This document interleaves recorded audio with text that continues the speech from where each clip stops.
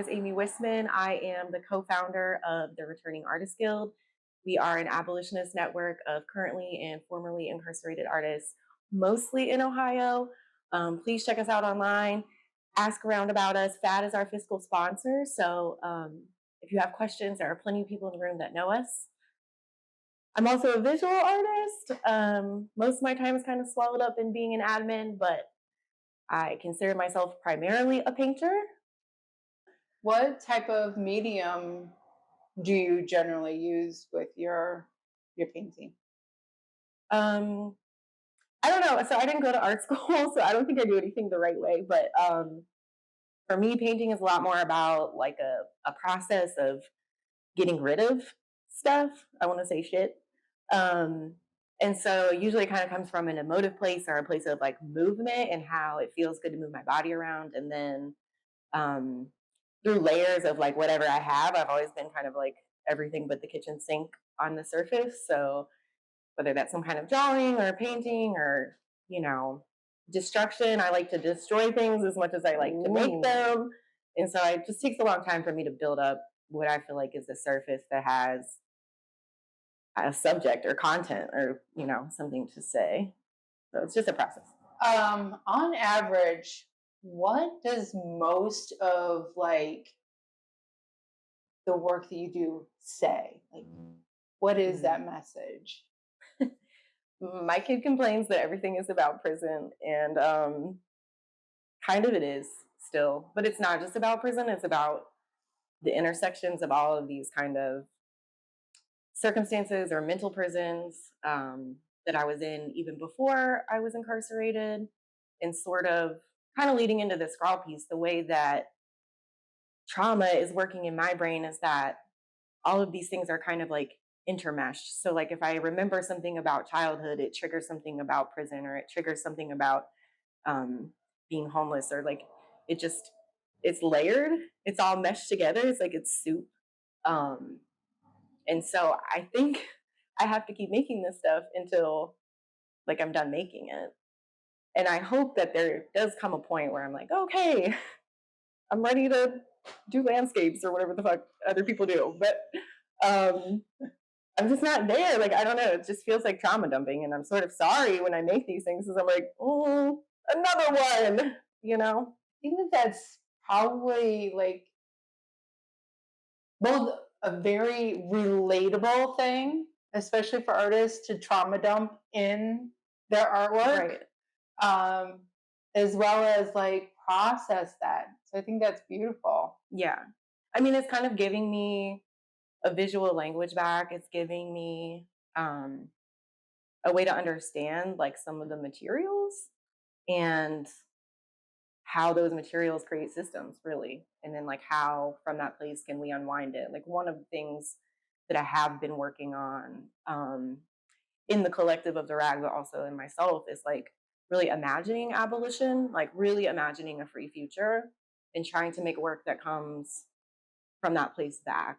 Ooh. So yeah, like really trying to shift out of some of the trauma and shift into a more hopeful place. But that is also a process, I think. Yes. I'm curious how you came to find painting as that creative outlet for those things. I think I was an artistic child, but that was not encouraged. And then it's well documented. When I became incarcerated, I needed a way to connect with my daughter, and so I started making stuff that I could send her in the mail, and drawing stuff for other women to send home to their kids. There's a huge art economy inside, and artists are actually extremely valuable because it's this person that can create connection and can create beauty. So just kind of like started with doing stuff for my kid, doing stuff for other people, and then I made an art therapy program, got some Jamies, was an Aimee and two Jamies involved, and we built a really big art therapy program because one, art gives you autonomy. Like in a place where you have no voice, you have no control, you have no access, you have nothing. Art is access to what you want to say, what you want to control. what you want to release, like whatever. You can put that, and you don't have to use language. So there's a safety in using, I think, a visual language to release some of this that you need when you're in a space where like anything you say could potentially become a problem later, or something that's written down, right? So, um, and also some shit is so terrible you don't have language. When I started doing the art, the reason art therapy happened was because other people wanted to come up and sit down and make crafts with me too. Like it was just like what's understood doesn't need to be explained. Like people just started coming to access that. And then when we had the program, women would often say, "Oh, when I was in here, like I forgot I was in prison, like while we were doing this. Like I had this little moment." So like I still need that piece in my life. Like I still need a place where I have some autonomy or like Yeah. ability to express myself outside of the chaotic circumstances that I find myself in, like still. So I'm like, well, I mean, in a world where women generationally have been had our voices taken away, that's another. Yeah, that's really beautiful. It's really beautiful. Thank you. I think a lot about sort of like waking up in America is kind of like, what do you want to be mad about today? Like, yeah, everything is on fire. And so I'm happy in some ways that in this experience, I guess I found my lane. And I can do the work that's in front of me because I know what work is in front of me. And I think that's a gift to like get through the fact that everything is literally on fire and burning down. Like I have a 12-year-old daughter that I'm trying to raise right now, and I'm just looking around like I'm speechless. I don't even know what to tell you. Yeah. So with your piece at Scrawl, tell us about it. The piece at Scrawl has some symbols in it that I've used repeatedly to kind of try to like supplant them. I don't know words.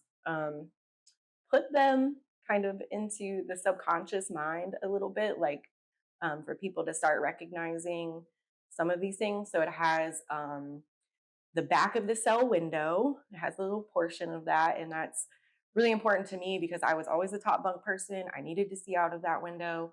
I needed to be able to stack stuff in the corner right there. And so I've used that cell window like a lot of times because it's a view that I think about constantly. But the view through that window is not, like of the yard. The view through that window is kind of intergalactic a little bit, which is part of that imagining thing that I'm working on. Imagining like maybe this is a view to a different world than instead of like a lens that I'm seeing everything through now. But also there's elements of like wallpaper from my grandma's house, and there's the orange cup, which is like the little prison juice cup that has a cactus in it that's in my house now. And there's a lock box, which is like where you store all of your possessions. So it's a very important object kind of below the window. And then there's also a photo.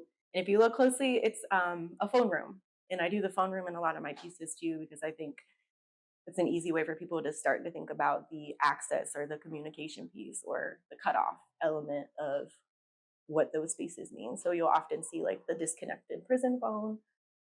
But overall, it's just kind of me marrying like all of these memories visually the way that they are in like my memory now. Like, what does the piece really mean to you?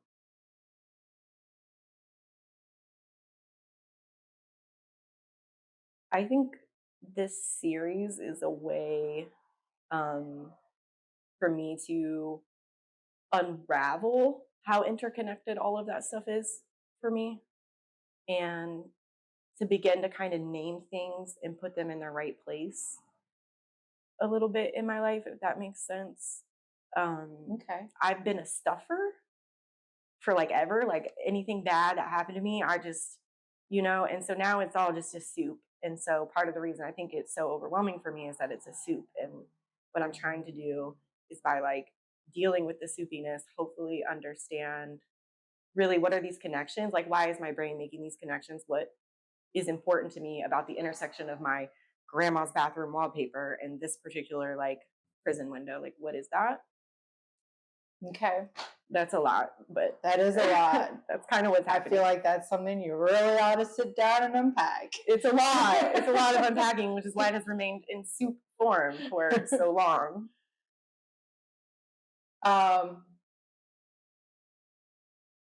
So mental health seems to be something that's very important to you. Yes. How do you advocate for yourself for that? Girl. So I'm wearing a shirt. This is our first funder for the Returning Artists Guild. This is the Sozo Zay Foundation. Their mission is to decriminalize mental illness. We have a podcast with them on Limonada Media. You should check it out. It's called Called Declined. You can hear all my backstory and get a lot more information than I ever want to say again anywhere else. But the role that mental health and mental illness played in my life, in my childhood, in my early years, in my addiction, in all of the domestic violence and being unhoused, and just like every aspect of everything that happened that led to incarceration, mental illness was there. And it's there in my family. And it's like prisons are the largest provider of mental health care in the United States. I did not know that. Let that sink in. Like, it's just another problem, or really like need that people have that they've criminalized. And so like, I'm against decriminalizing anyone's basic needs. Like, this is crazy. It's just one piece in a really effed up system. So I don't want to like go down the rabbit hole. But for me, psychiatry and all that kinds of stuff like doesn't give me what I need. Like, only creative practice has really been able to like allow me sanity and functionality. And like, I don't know, now I'm building a nonprofit, so it's very, very stressful, but I am trying to like build in creative practice and build in like mental health supports and like make that a part of the community of care that we're trying to build for all of these artists. Because like the ones that we're supporting on the outside, their needs are incredibly complex, and mental health plays an aspect in all of it, especially after you're released from something as traumatic as prison. So yes, yay mental health. Yeah, yeah. More funders. We need more funders and more money. Why should someone buy this piece? I think the only reason to buy a piece of artwork is because you connect with it, right? Like, that's why I buy art. Mm-hmm. I see something in it that relates, or it emotes something that I am excited about, or I can relate to, or even I buy a lot of sad art, but that's because me, I guess. But it's just like I buy something that makes me feel. And I also buy art to support artists that I care about, who I think need, the boost as much as like deserve it, as much as like it's not even on that. I just love the artist, like there's so many reasons to buy art, but I think if you like art, like if you like it. So if you could imagine a home, like where this piece would end up, the sky's the limit. Mm-hmm. Where would you want to see it end up?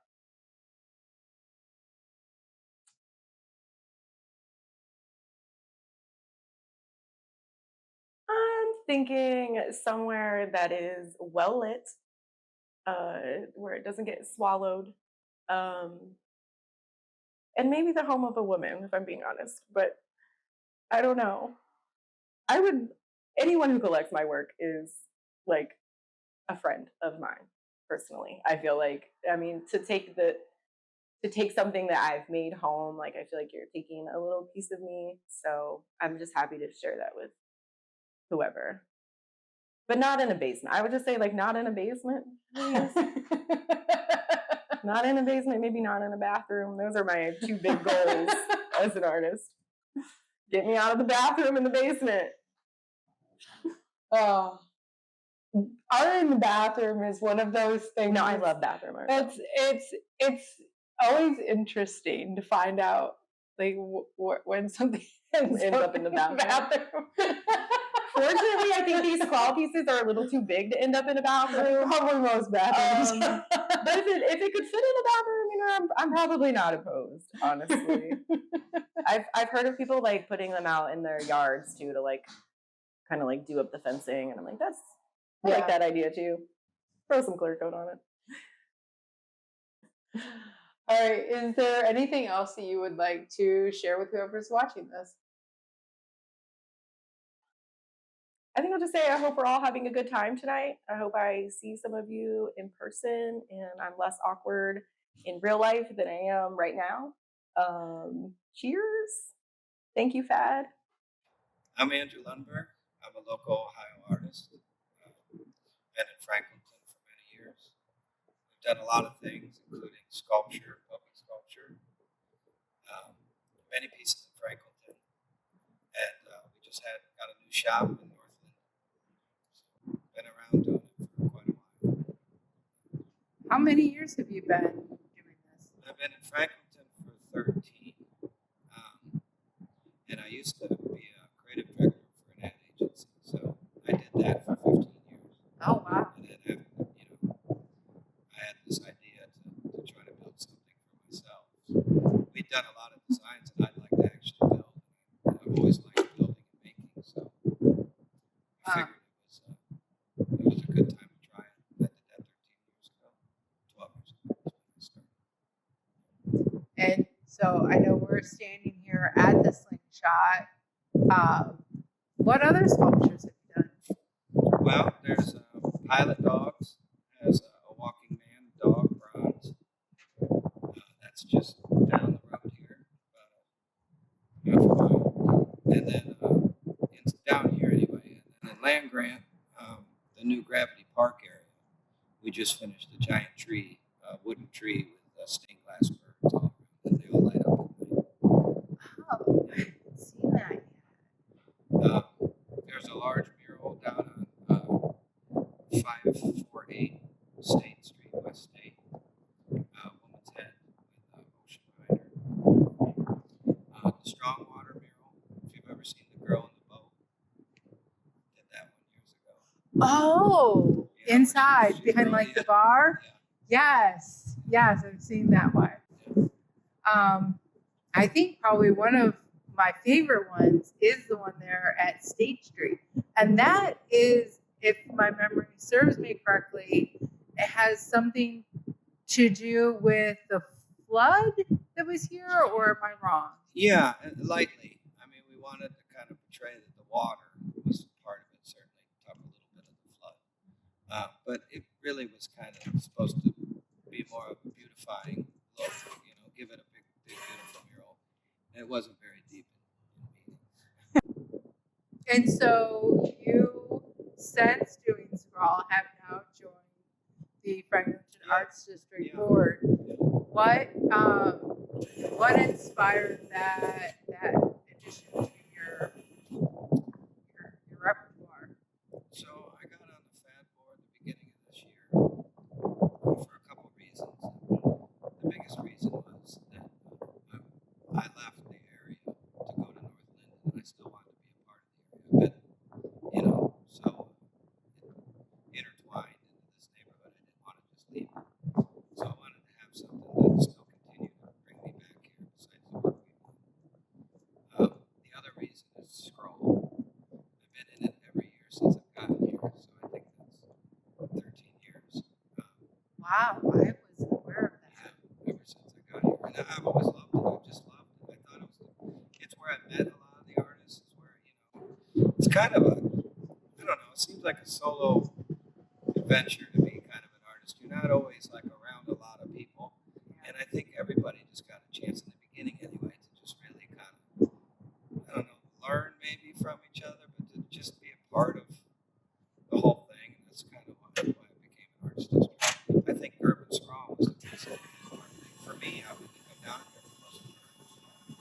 So that's actually what brought you down to this area. Yeah. Another friend of mine, Dave Dennis, came down here to paint at Scrawl the first year, and they didn't have a place for us. And we thought we'd signed up, but apparently we had. And Sherman was standing there, and he said something about, how about this car over there? So we painted a truck in the middle of the festival. That was fun. I mean, it was just, real immediate. Just go for it. We did 2 boxers on the hood. It was fun, but the bigger point was it was really it had a community feel to it, and different than any place else because we're all kind of like-minded. So is that what keeps you coming back every year? I think so. And I think it's still got a lot of promise. I'd love to see it, even go on. It's the 17th year of it. I could see this going on for years and years and years, And there's a lot of people that I've talked to over the years that have said that Scrawl was kind of their way to connect. I've heard that a lot. Come down. It was a festival. It was all about painters and artists. It was just, And so then this year, you're actually kind of directing for this year. Yeah. I'm the creative on the Scrawl project. How does that feel to go from being in it to being behind it, planning it? No, so far it's been really exciting. I mean, we've got some new ideas and some old ideas that kind of maybe have gotten forgotten. The thing I know about Scrawl since I've been here since so that long, I know some of the good years, I know some of the bad years. You just know, it's not great every year, nor is it bad every year. But No. I think this is an opportunity to kind of bring it back to kind of that old school intensity. So tell us a little bit about your piece for your last year's Scrawl. So I think most years, at least for the last 5 or 6 years, I do some sort of alien theme. I happen to be real into that topic. As you should. Well, yeah, I guess so, right? That's just, I'm real fascinated by it. So if I'm going to do something for myself, I'd like to do something like that. So this year I did a UFO hovering over a cabin in the woods, kind of like it was ready to abduct somebody. And then the prior year, and Mary got this painting. It was a chair tipped over with a table and an ashtray and a window where the UFO looks like it's flying away. I remember that one. It was abducted. Yeah. This is the prequel. It was before the abduction. Yeah. So you've got a whole series going. Yeah. And Mary's obviously going to have to get this one in order to have the set. Right. Yeah. Yeah. So yeah. So what does the alien fascination mean to you? I've never had a sighting or anything. I've just always it's always intrigued me.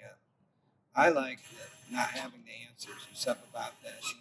Sometimes they say people that watch horror movies, it helps their anxiety.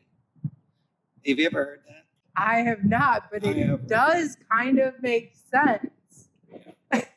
My wife Tiffany, it helped. Her, she loves horror movies, and kind of for the same reason. I don't know. I like to work to that kind of thinking. It's very imaginative. It's a lot of what ifs, not a lot of answers. I like that. I like that creative kind of visualizing. I like to think of other species. Yeah, it's always fascinating. Yeah. It's always been a topic that I've been fascinated with, and it kind of has gone down to my kids as well. And for me, it's always been that, I feel like if we really think that we're alone, that's just being superiorly arrogant because it's so vast out there. Well, I mean, if you think about it, it was I don't know the exact, but I'd say even 30 years ago, we didn't realize around every star there's planets. Yeah. So now we're up to billions and trillions. We didn't know that there were planets around the stars we were looking at. Yeah. I mean, that just opens up. It is fascinating. It is. So what is something that you would want some of the investors to know about this piece?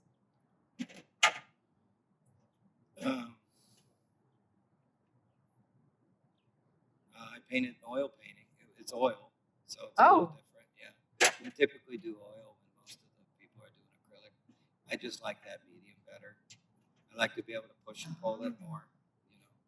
So it's How oil. did that work with the rain last year? Actually, oil works great. I mean, because it doesn't stick to oil and water. You just kind of. Over the years, I've used oil most of the time, so I just like the way it feels. I'm not very good with acrylic, so I like oil.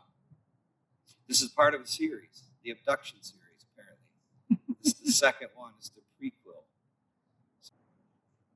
Why should somebody buy this? I suppose I'm a Franklinton old timer now, so it'd be kind of buying a piece of history.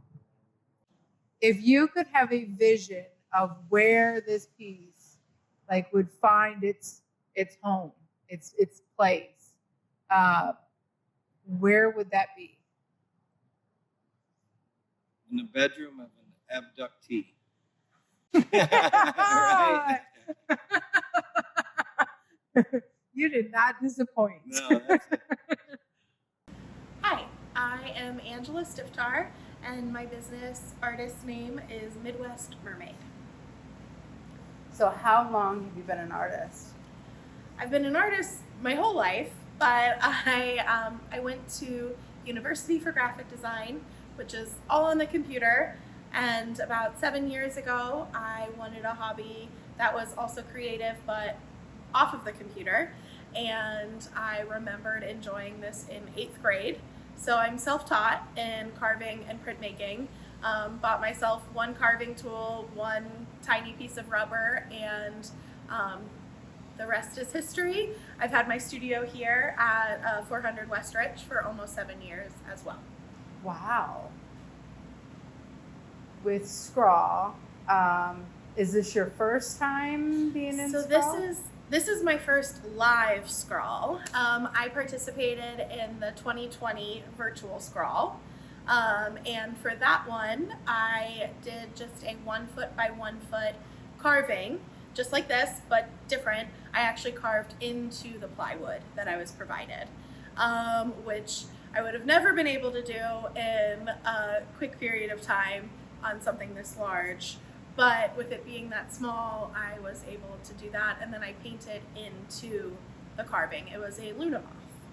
So that's almost the opposite of what you did here. Yes. So tell us about your process. So I got approval to buy FAD to actually do some of the work ahead of time.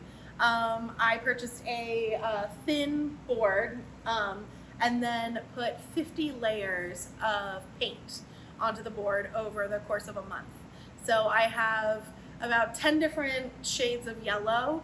I'd put a layer on every night, and every morning and every night, and then let those dry over that month.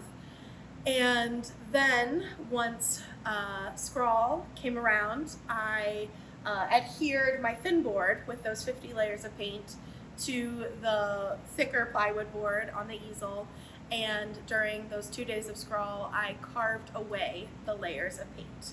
So there are not a lot, but there are a few artists in the world that do this like paint carving, but it's also very similar to the ceramic pottery technique called sgraffito. So, which is layering different colors of what do you call that? Glaze. Glaze. There we go. Glaze, and then carving away that glaze. So sgraffito, I think in Italian means just to scratch. So it's literally to like scratch away those colors to reveal what's underneath. So since I did lots of different shades of yellow, it's the deeper I carve or the different varying levels reveals different shades of yellow to allow that texture to come through. And then the last few layers, obviously, I painted the black. And how long did this take you? So to paint, it was a month. But you know, to let it dry in between, you want to do thin layers so that it actually dries.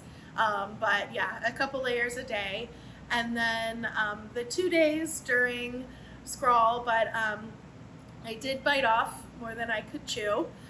Since this actually is my first time, other than one test print or one test carving I did the day before scrawl on something this big, this is my first time actually doing this technique.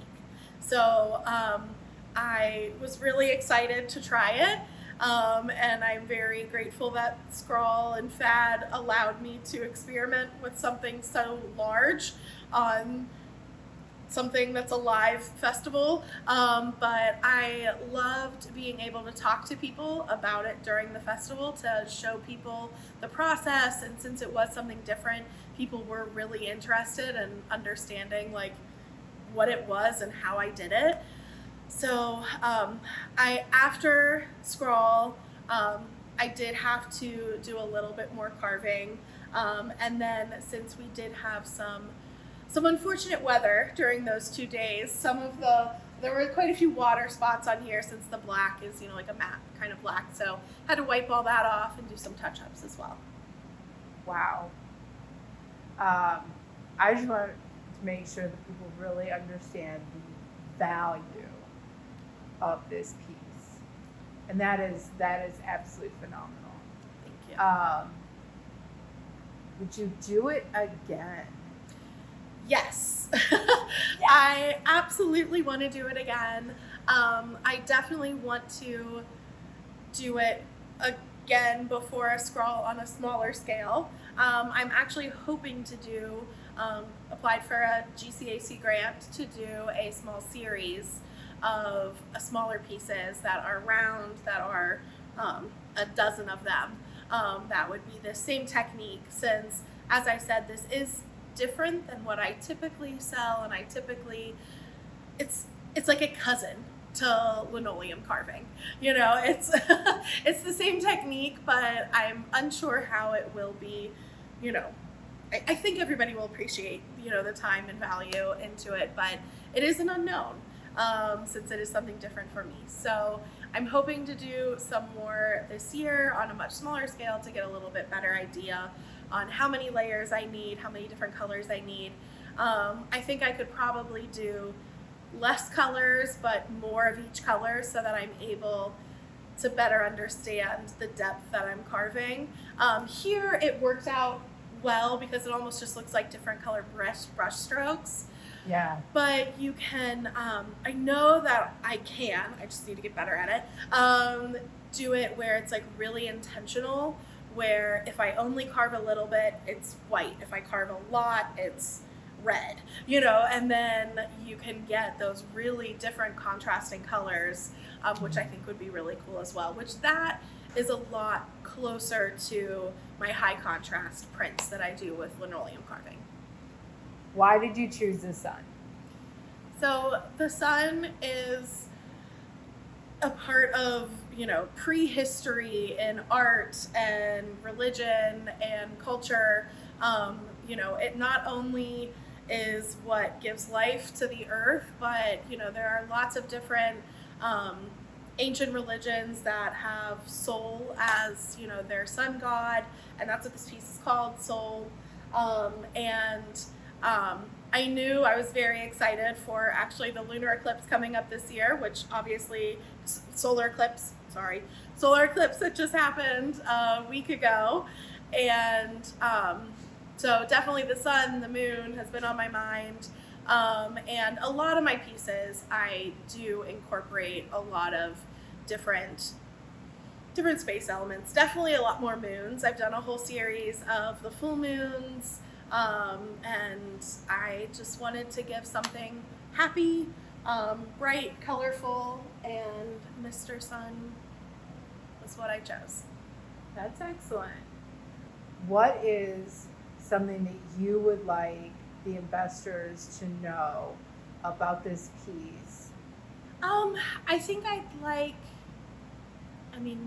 them to know the time, the love that's gone into it, the effort, but also just the fact that it's, art is always evolving, and even though this is a two-dimensional piece, to be able to get some of that texture in it as well, I think is just so cool.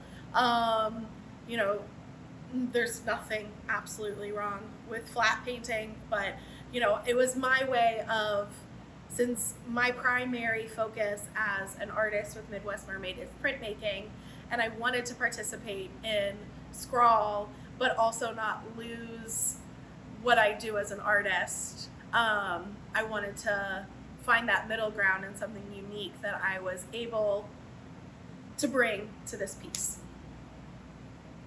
Excellent. Why should they buy it? It's happy.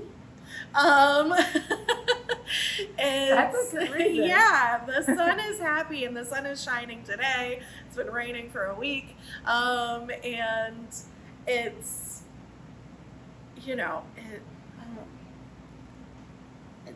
it's happy. It will look great anywhere. Yellow is a wonderful color. It supports obviously everything that FAD does. Bringing art to the community, and I think it would be a great, unique piece for any collector to have. Agreed. If you had your ideal pick of where this would end up, like as a permanent home, what would that look like for you? So in my brain, I picture it almost in more of not an office building, but somewhere that a lot of people could enjoy it. And since obviously if someone went up to it and picked at it with their nails, that wouldn't be good.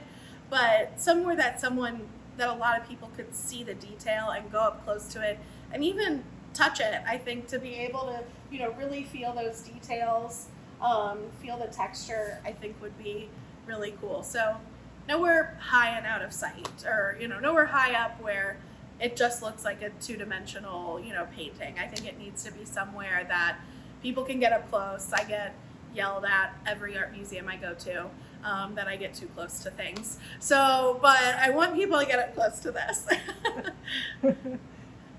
Yeah, me too.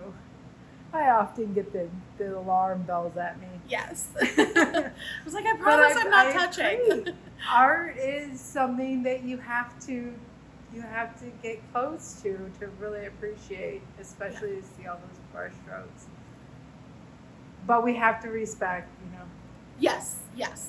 But I'm okay with people touching it. Yeah. That's fabulous. Is there anything else that you would just like to share? I'm really excited to go to my first scroll Art for Franklinton event. This is the first time I'll have been to one. So thank you for allowing me to bring my art to Franklinton. Hello, my name is Shichinohe, and I am an artist and creative here in Columbus, Ohio. What got you into your path of being an artist? Well, growing up, I was always hands-on and crafty with my family. We were always building things, creating things, but then what really struck me was my 8th grade required art class. And that really surprised me how art works, and I loved it so much, and I was like, maybe I could do this as a career. So I pursued that from then on.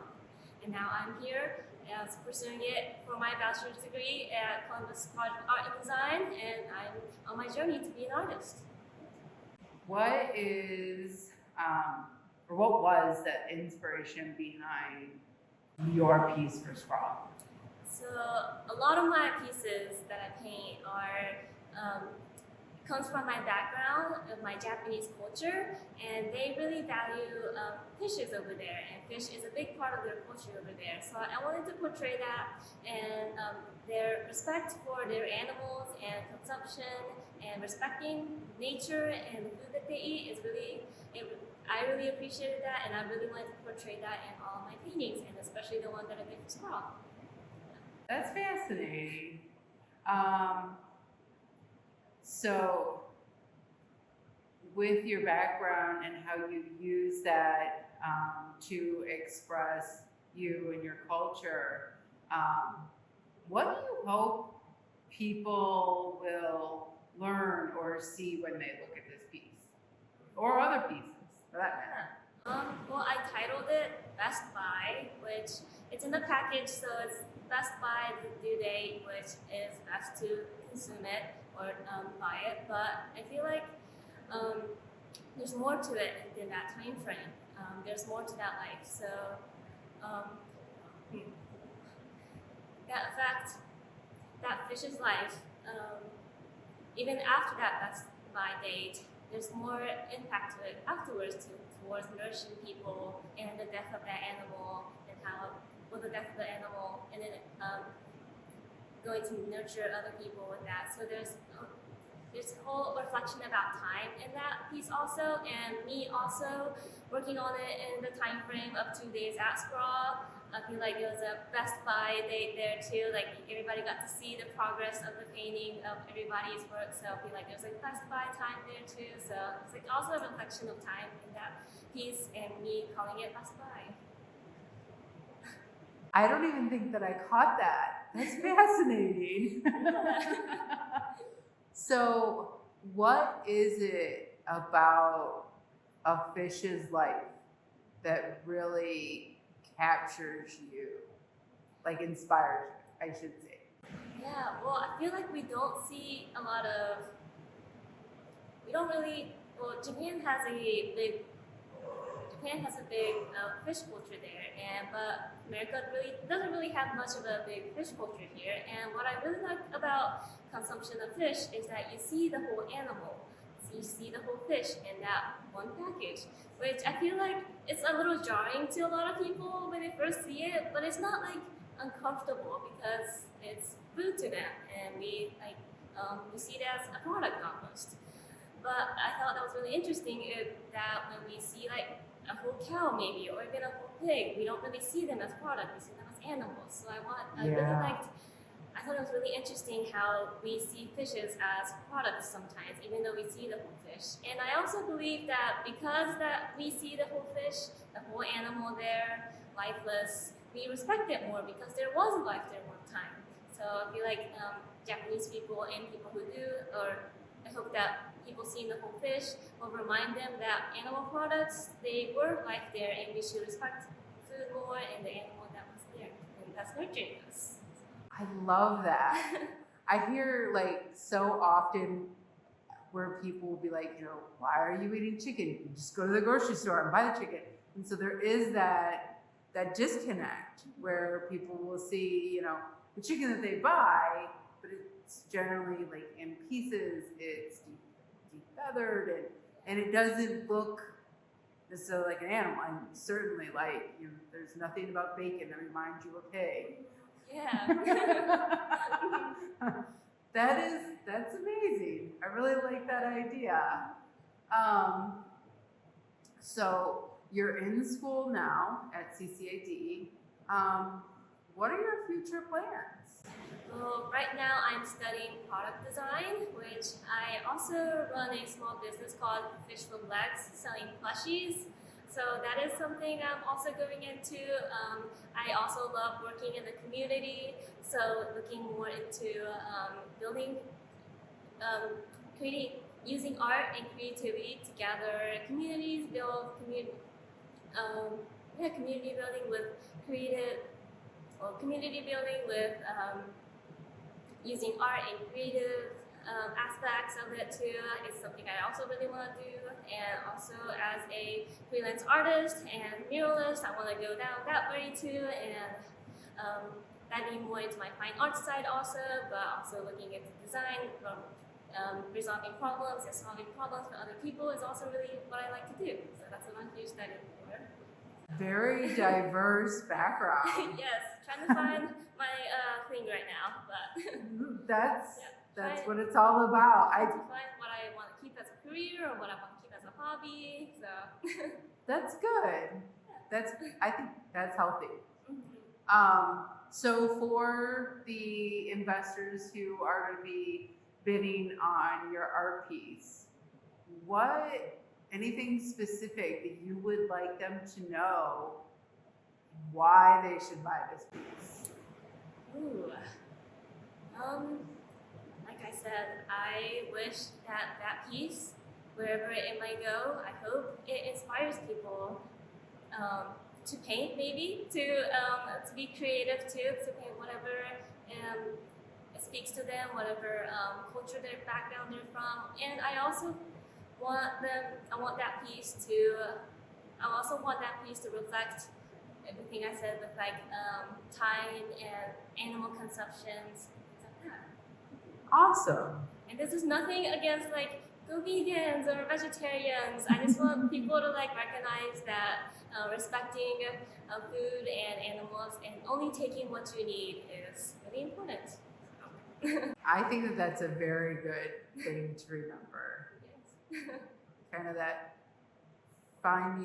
remembering where things come from, that builds respect for the animals, for even yourself. Yeah. Yeah. Is there anything else you'd just like to say? I'm very new to Columbus actually. It's only a little over a year now that I've been in Columbus, and I just absolutely love Columbus's art scene here. I have never painted a mural before or painted in front of people that large in that time span either. So Columbus has given me so much opportunity for me to grow, and I love everybody in this community, and I love Columbus. So yeah. That's awesome. And I feel like I'm at home, and I feel like I've been accepted here too, and I'm more inspired to tell my story and do all these paintings too. So love it here. Yeah. Awesome. All right. Okay, introduce yourself. Hi, my name is Chris Pemberton, and I'm one of this year's Art For Franklinton participants. I'm from Columbus, Ohio, born and raised here. Kind of a little removed from the art community down here, so it's nice whenever you have, I always like to participate in Scrawl, and any of the other events down here gives me an opportunity to connect with people that I'm friends with in the arts community that I don't typically see just because I'm not in the Franklinton area, not around here that much. Also, just really enjoy being around that atmosphere and the artistic community. So it's obviously for a good cause. So you live in Gahana. Mm-hmm. How often do you get into Franklinton? Not too often. Obviously for Scrawl. I did Gravity Mural Fest last year. Art For Franklinton. Every once in a while, I come down here to eat, strong water or something like that, but not too often. I'm old. I got kids. So I'm not, if I was still in my 20s or early 30s or something like that, then maybe spend more time down here. But yeah, I live out in the suburbs. So you kind of sounds like you've been involved with Scrawl a couple of times. My first year was 2016. I've done it every year since. Wow. So the first 3 years I did a collaborative piece with my friend Simon Labazetta, who's another abstract artist here in Columbus, a good friend. He said we should do a panel. We did a 4x8 the first year, and then the next 2 years we did double panels, 8x8s. And then I guess it would be the following year, he couldn't do it.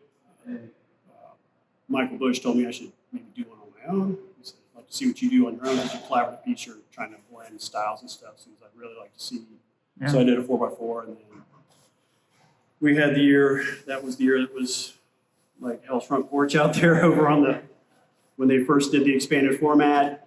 Then the next year they did, I think that was the first year after was that pre-pandemic or post-pandemic? I get lost. I think that was pre-pandemic. Yeah, because then they did the virtual Scrawl, which I did that, and then obviously the one 22, and they moved it to when it was a so hot. It was great. We had an expanded format, and then I did it obviously last year too. So I mean, I really enjoyed it. So I've done it ever since. Simon's like, "Yo, try this out. I've heard about it. He said you should try it out. And I think we'd have a good time." And we did. That's when it was back in the courtyard, which I kind of missed. More intimate, and yeah, I liked it a lot back there.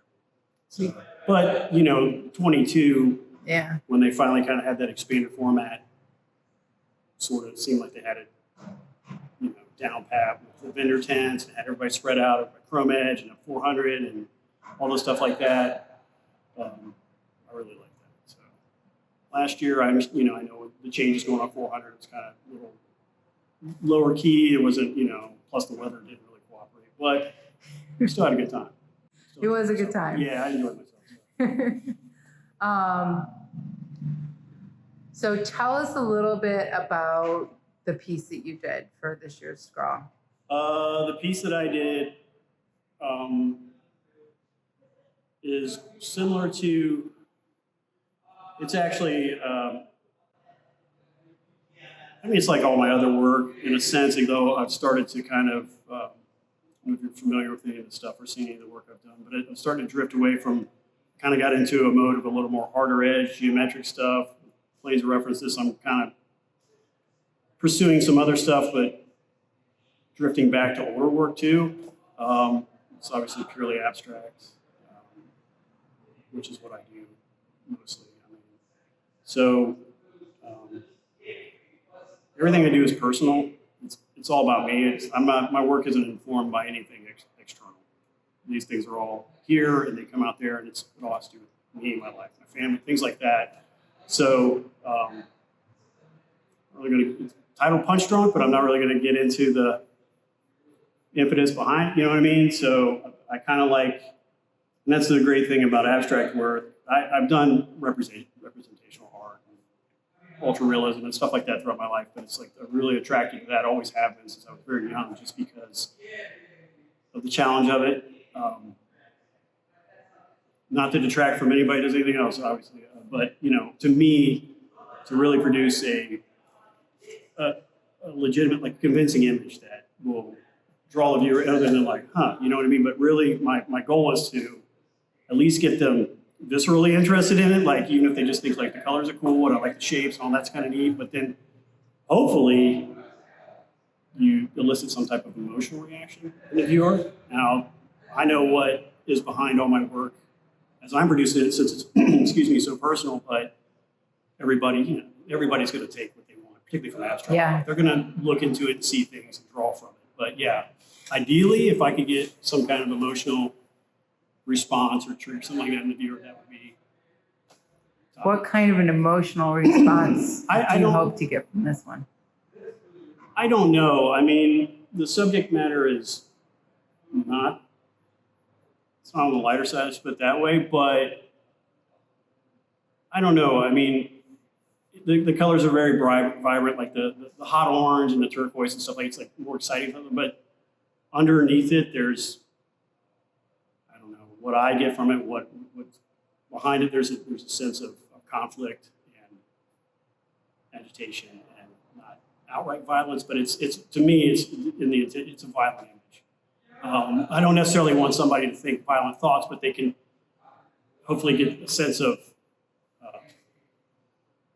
unease. You know what I mean? Like uneasiness, not like a off-putting uneasiness, but something like, wow, I don't know what this is. Something that kind of makes them, what's Kind of going on? question. You know what I mean? So Kind of that, like, I think most people can relate to that, that like outward facade of I'm okay. right, And then inside it's just in Yeah. disarray. like It's much more complicated. Yeah, I had a piece that I donated to Art For Life, not this last fall. I had a piece of it, the last one they had. And everybody's like, oh, I love those colors. They're so bright. And I'm like, I'm glad to get rid of it. Because there's some, so yeah, there's behind that, and not all pieces are like that, but this in particular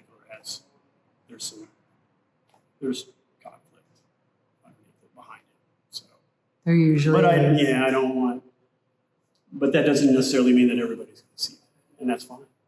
Because once I create it, it's not. Yeah. It's everybody's at that point. So. That's good.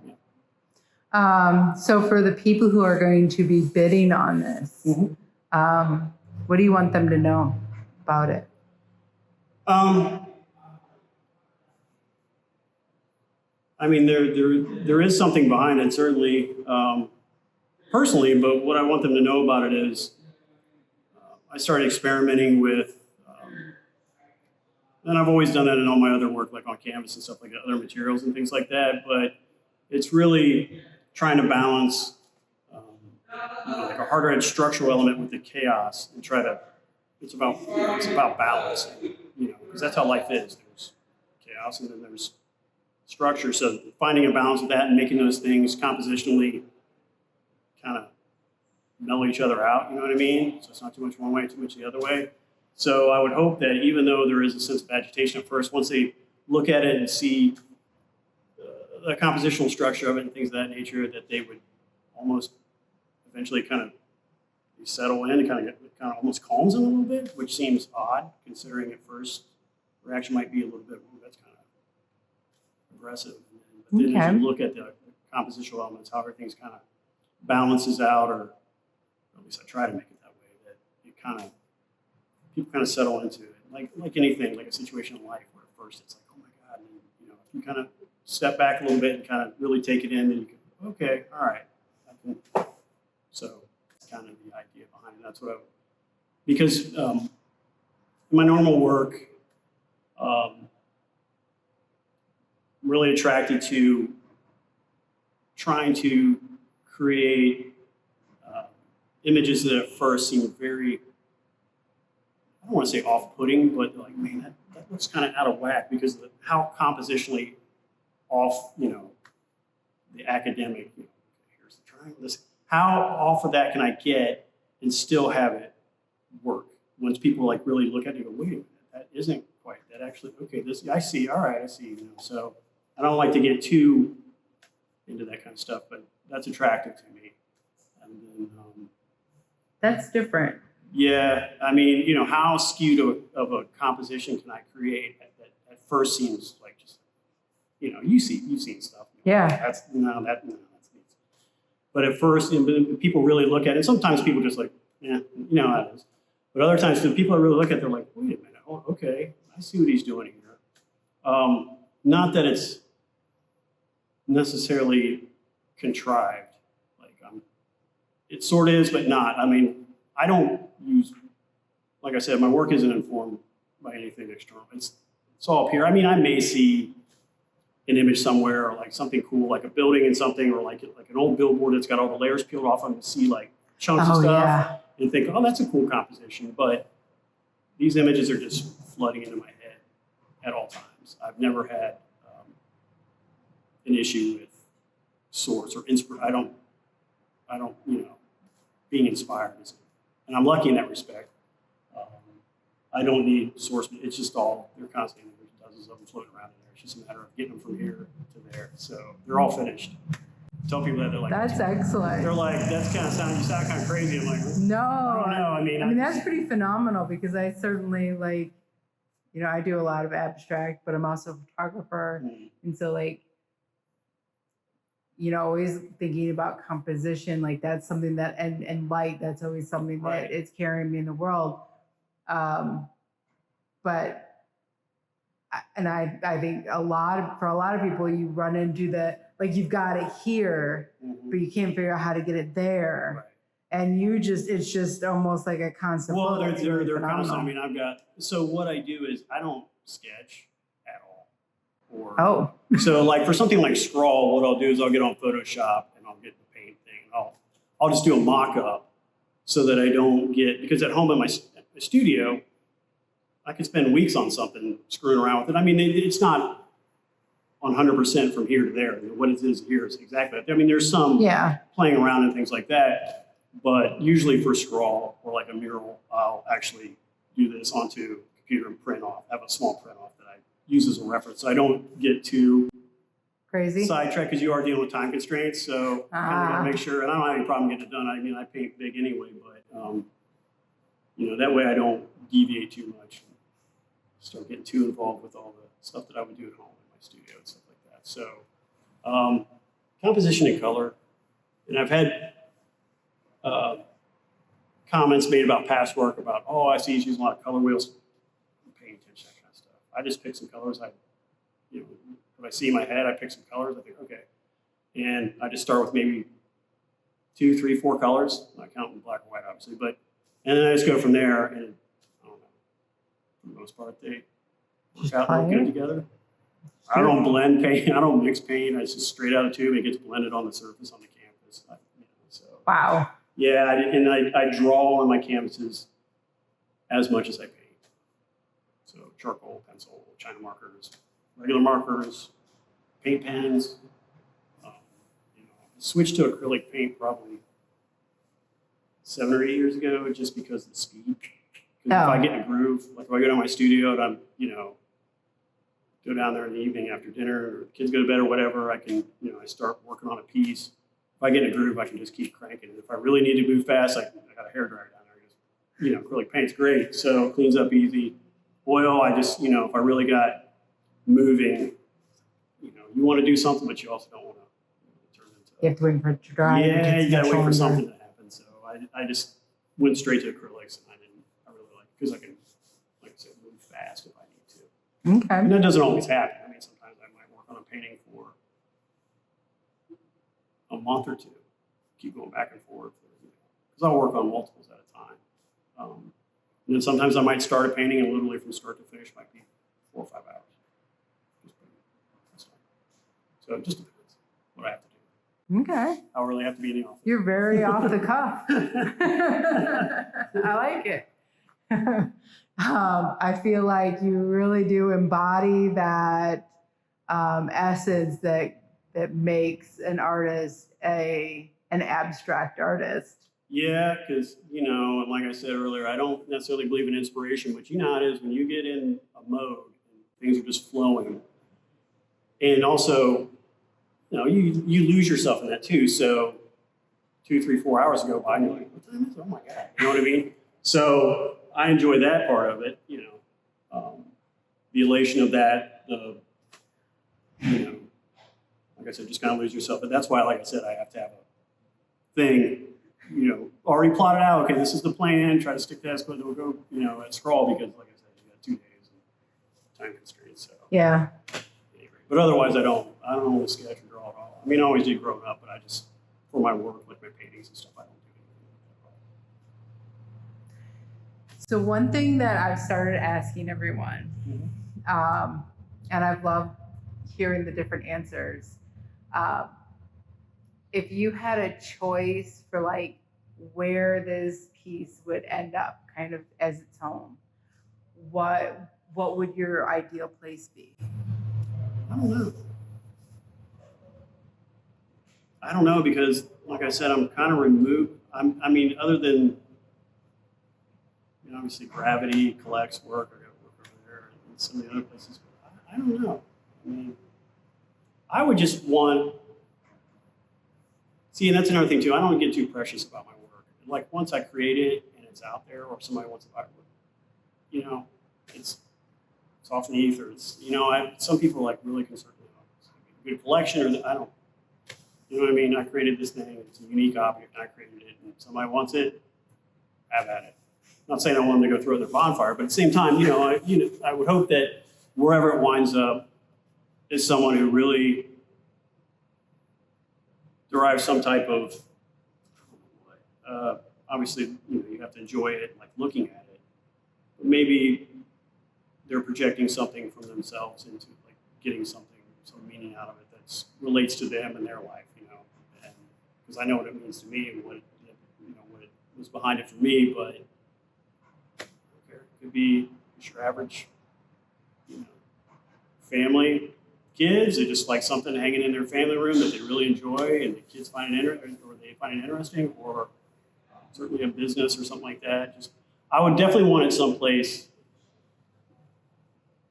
prominent and not for vanity reasons. Just I want people to see it, just so people Not just tucked away in a corner. Yeah, not just tucked away in a corner like, oh, this looks good in the back office or something like that. There's some place where it's like, and like I said, not out of like arrogance, like, this should be here. You put a spotlight on, make sure everybody sees this thing. No, I want it to be, you know, so that like when people come over, it's, you know, maybe start some conversations or other people enjoy something about it and take something away from it. And maybe they get interested in my other work, you know, but that's secondary. I mean, obviously I just want wherever it winds up, you know, somebody that really enjoys it, appreciates it, and that's fine with me. I don't, doesn't have to be.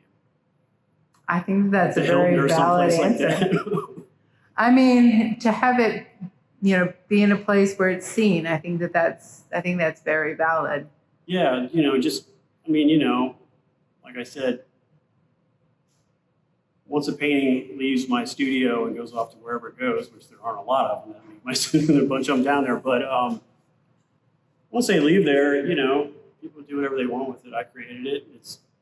It exists, and whatever. I don't, like I said, I don't get too precious about my art at all. It's just, like I said, it'd be nice that you know that people are enjoying it and looking at it and maybe talking about it for a little while. Then it's just that thing on the wall that you got to wipe off every once in a while or something.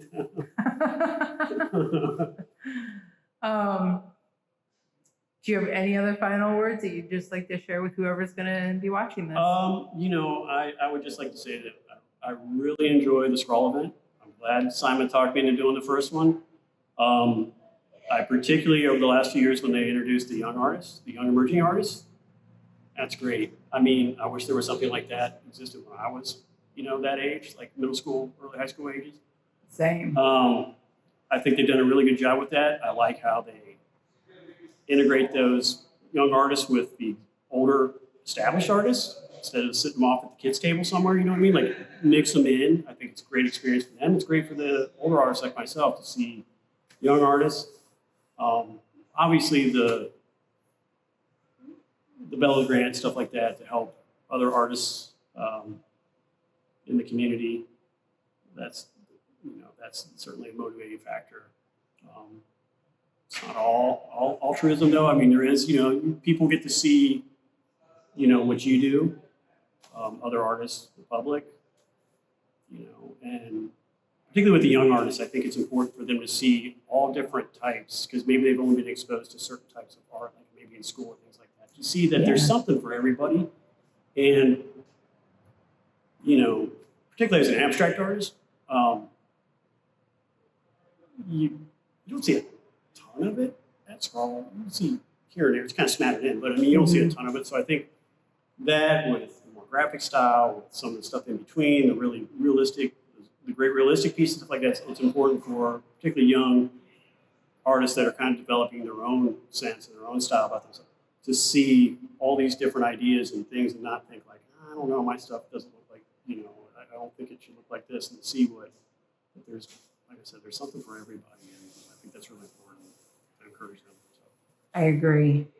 I know growing up, like, all you ever really saw was just the art that was in the art museum. Right. And so you figured that's what art is, but it's so much more vast than that. Well, certainly. It's valid, it's beautiful, but it wasn't until I got into, you know, the fine arts program at Ohio State. And I mean, I'd seen this stuff obviously younger on my own, but it wasn't presented to you in a formal aspect, you know, like, oh, well, look at this.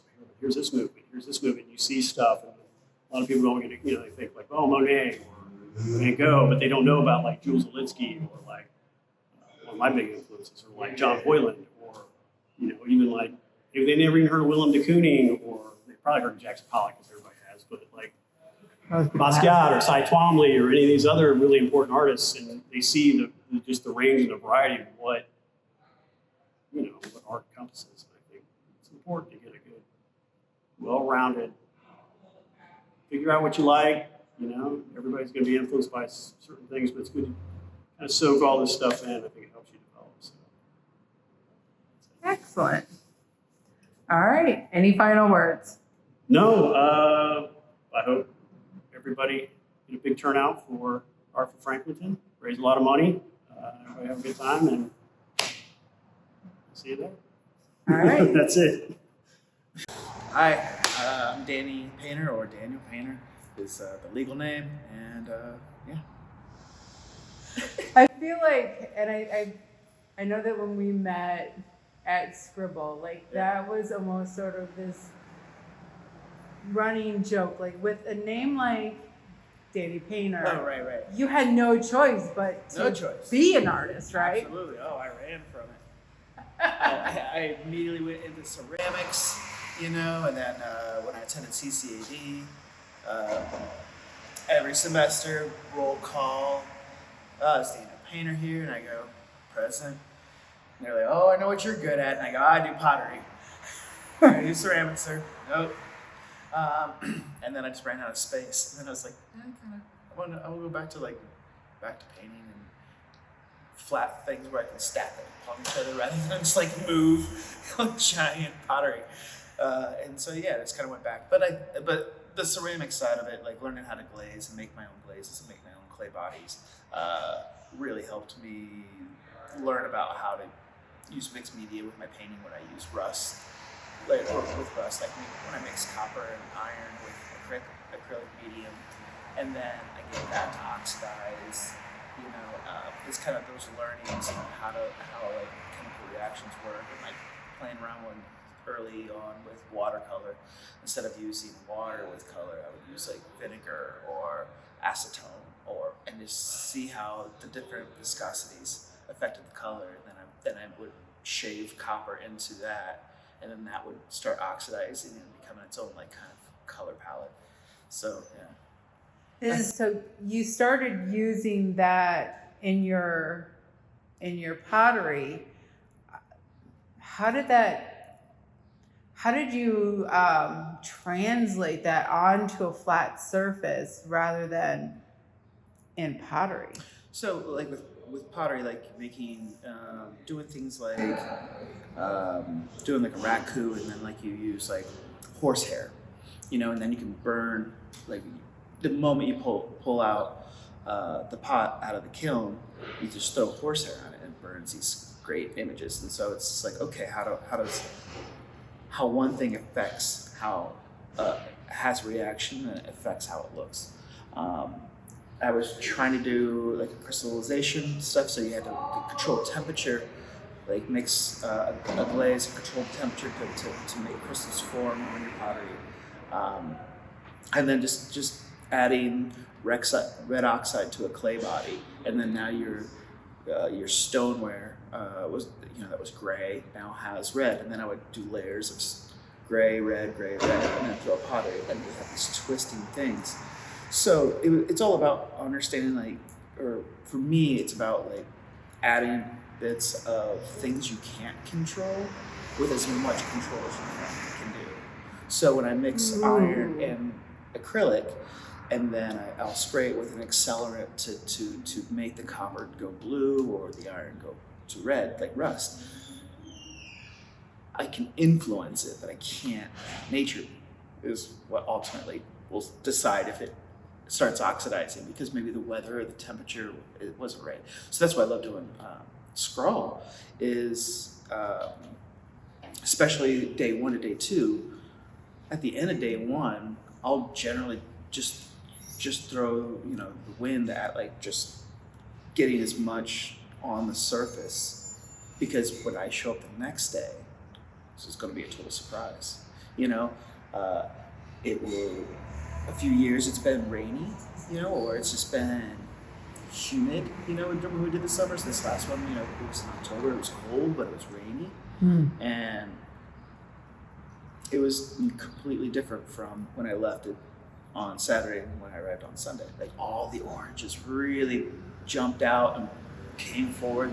The blues did the same thing. And I was like, thanks, nature. I did my best to I wanted this, but I couldn't control this. So. Have you ever ran into a situation where you left it to those elements and you came back and was just I can't even work with this, or you just flow into whatever it is? Yeah. That's what you go with. Yeah, absolutely. So it's the latter. I flow into it for sure, because I never come with an idea. of what I'm gonna do. I know two things. I know the materials I'm gonna use, and at the end of the day, I will find a figure in it. And that's it. And so when it doesn't happen the way I really would like it to happen, I just kind of flow with it. Like, but what has happened? Something's moved, something's changed. Like, oh, I see, there it is, I see it. And then I start to kind of frame it out. It's like there's the person, the figure that I'm looking for. There it is, I got it. And then I just gotta trust that I will find it. You're like the accidental artist. Like it's so almost like organic. Like it just, no matter what happens, it's gonna happen. Yeah, it's gonna happen. Yeah. It's just like sometimes it's fast, sometimes it's slow. But the thing about Scrawl, which is really nice, it's like, or even like scribbling, it's just like, it better hurry up because we don't have unlimited time. But again, like just kind of the outside elements really lend its hand to kind of my process. So what does it mean for you to be involved in Scrawl? I mean, it's everything to me. I was originally from another artist, had brought up, hey, I think you might be interested in something like this. And this would have been 10 years ago, maybe, around the beginning of it. And I had just started putting my artwork out publicly a little bit, just kind of stepping in that space right after CCAD. And I did it, and then just meeting the other artists and more of the community, and then I was like, oh my gosh, this is so fun. And then tried the next year, and I luckily got in, and then I got to start seeing familiar faces, and then just like learning from people, like Ben Slovan, like I remember he was one of the first people I met, and we just like connected. I was just like, I just want to let you know, like, I love your work. And he goes, I just want to let you know I love your work, and just making those kind of like small, like little connections, and it's just something I look forward to every year, and I've taken so many friends from this experience. That's excellent. So you get the art aspect and that community connection. Yeah, for sure. Because I think it's just wonderful to kind of like see how everybody works and everybody approaches what they do. Like some people come in with like a hard game plan, like they have it all mapped out. They just have a reference and they're like, this is what it is and this is what I'm gonna do. And then there's some people on the total opposite end of the spectrum like me. They're just like, all right, let's do it. I don't know what it's gonna be, but we're gonna figure it out. That is funny because I mean, for most artists, most of us are very solitary creators. We don't get out much. Right. But like having that space where we can, like when we do get together, it's amazing. Yeah, for sure. It's just like, it's all like, why haven't we done this already? All right, excellent. So describe what this piece looks like once you finished it. So, just kind of to touch back on earlier, the weather was cold. It was just drizzle or a mist, and I really wanted to take advantage of that. So again, I was mixing kind of my materials and all that, and I wanted it to kind of create a little bit of a frame with just a hard amount of like oxidation of rust, and then have a little bit of a line to create just a sight line, and like make that blue with copper, and then kind of fade up to black. So I was just really concentrated on forming just a very textural panel, and I'm just trusting that like I'll find a figure there. And then come in the next day, like thankfully, like, nature's obliged. And then I just started seeing the figure, and it's probably one of my rare style of figure that I do. I tend to not make poses like dynamic, more of a relaxed pose, and so it's more. I find that to be more connecting, when like, if you see someone in public and they're very dynamic, you're like, that ain't me, I don't do that, but I just saw it, and then I just started just framing it out and framing out the figure to, like, looking down, and his body's twisted, his hands are turned in, because all my art, what I want the viewer to feel is, to kind of summarize it, it's like to know that, like, when you're looking at the figure, like, I want them to feel like a part of themselves, like you're alone but you're not alone. There's somebody out there that feels how you do. So when you're feeling lonely, someone else is too. And so then you can take some solace in that, for me, I've described it many times. It's like you're at a party you don't want to be at, and you see somebody on the other side of the room. You can tell they're not having a good time either. But the fact that you see them and you can recognize it makes your ability to tolerate it easier. You're like, I'm not the only one here that doesn't want to be here. And so that's kind of what I conveyed. So that's kind of like the dynamic pose. I just saw it and I thought it worked, but that's why it's like cupping hands in, looking down, just like nothing that like would display like dominance, or maybe, just like something that's like kind of coy or soft, or like I think soft maybe might be the best word. That's like approachable. I like that. Me too. I do. That's really cool. Yeah. So for the investors who are going to be buying this art, what is it that you want them to know? Well, I guess one thing, buying this, at this event, they're contributing to a great cause, and just like helping the community, helping, that, as far as the piece itself, it's, obviously one of a kind, but like I won't probably do a piece ever like that again. I don't imagine, because it was already out of my norm. As far as like a figurative thing, and 3D, I guess. I think it's just incredibly unique, and I think there's a lot of, and I hope for all my work, but I mean, there's a lot of depth to it, and I can only guide the viewer enough to, this is the way I approach it, this is what I'm looking for, and this is what I'm trying to accomplish. But again, like my metaphor being at a party you want to be at, you've seen somebody else there, like, whatever, like, I know anybody that I think would purchase this, or they're going to find that same thing.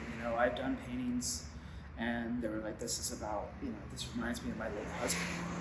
That's why I wanted it. Like that figure, like, that reminds me of my late husband. And I had some that like, this reminds me of, my old friend that I haven't seen in a while. Or this reminds me of a time when I was in a really hard depression,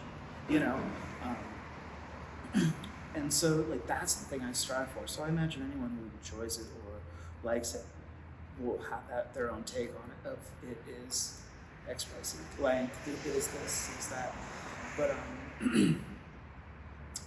yeah, like again, it all comes down to like the reason for it being created was for scrawlers to like back part of the artist community, like do something and something that goes for good things. And so that's kind of what I would say my number one. I hope they get out of it. It's like, this is for a great thing.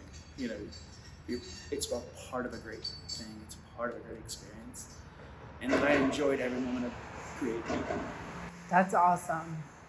I hope it's something that continues happening for many, many years. Same. So in your ideal world, whoever purchases this, where do you hope it finds its home? Like, where in the home? Whether it be home, business, like Oh, what would be your like dream like place for this? Honest answer. And it's a real honest answer. I love those. Because it's something that I hope to have one day. And there's no reason I can't. I just haven't found it. My dream scenario, and it's me, my dream, I'm pushing on them. Yep. But is in an empty room, empty walls. It's there on the far wall. They walk in. The only thing is silence, but that's kind of silence that has a vibration, you know, when it's so quiet. Yeah. That they walk in, Mm-hmm. soak it in, take their own time, walk out. I feel that answer with my entire being. That is so poignant. Wow. That would be something. I hope that happens. Me too. All right, is there anything else that you would like to share with anyone that will be watching this? I think that's it. Like, you're a great interviewer. Thank you. And yeah. All right. Well, I'm Debbie Clapper, aka Neural. I'm a Cleveland-based artist, and I create abstract geometric art for all sorts of surfaces and situations. That means murals, wall art, licensing for like home decor products, like basically anything I could put my art on, I do it. Nice. Thanks. So where did that evolve from? Oh gosh, so the evolution came from just always being into art as a kid, and raised in a family that we have art in our background. My great grandma was a artist, a painter, and my dad is an artist, a hobby artist, but excellent acrylic painter and watercolor artist. So he and my mom have always been supportive of my art and still are. And I've been drawing pretty much every day since I was 9. Always the abstract, optical illusion type stuff, very much inspired by M.C. Escher. I saw that when I was a kid, about that age, 9, and just fell in love with like these weird lines, like 3-dimensional worlds created with just 2D black and white lines. So that's where it all sparked from that. How cool. Oh, thanks. Yeah. I think you're probably one of the first people that I've interviewed that is like, it's a family sort of, I don't know the word that I'm looking for, but like, it's kind of like generational. Interesting. Okay. Yeah. Well, and you know, my mom always says she's not creative, but she absolutely is creative. She's good with her hands and crafting and building and making. So I think everybody's creative. You know, I think everyone is artistic, and it just doesn't always have to look like painting and drawing and even dancing or singing. It can be anything really. Yeah. But yeah, it's interesting. My sister studied music, so she's a great pianist in that. She didn't go that route, but it's like something that is in her back pocket. So I guess I haven't actually really thought about my heritage coming from a number of artists, even though I just said that it did. But it's kind of a new interesting way to really think about where the line goes back, and I wonder how much further it goes back. I don't know. Yeah. It could be interesting. Yeah. All right, now I've given you homework. Yes, you have. Oh my gosh. This is good. This is good. Dig into that history, family history. I love that sort of thing. Yeah. So how did you hear about Scrawl? I think I initially saw it on Instagram. like I think an ad or something popped up. I moved, so I had been living in Colorado for 20 some years. I grew up in Ohio, west side of Cleveland area, but lived in Colorado for 22 years. I went to art school out there, loved it. Moved back during the pandemic. My mom was sick, and it just, I never thought I'd come back to Ohio, but I did, and I'm glad I did. But all that to say, I immediately started doing research on mural festivals and just artists and trying to get a grip on the arts and design and creative like culture in Ohio at large, but in Cleveland, in Columbus, Cincinnati too, and that. And so I think probably all my Googling and that, and since Facebook and Instagram are like watching everything we're doing, they knew what I was looking for. So they sent it to me. They were like, oh, here's Scrawl. That's You awesome. should apply. And I'm like, oh, I'll apply to that. Why not? That'd be fun. If I get love in, that cool. we're like going statewide. Yeah, I mean, I was really, I didn't know where the arts and culture, like what the situation was moving back here because I had been gone for so long.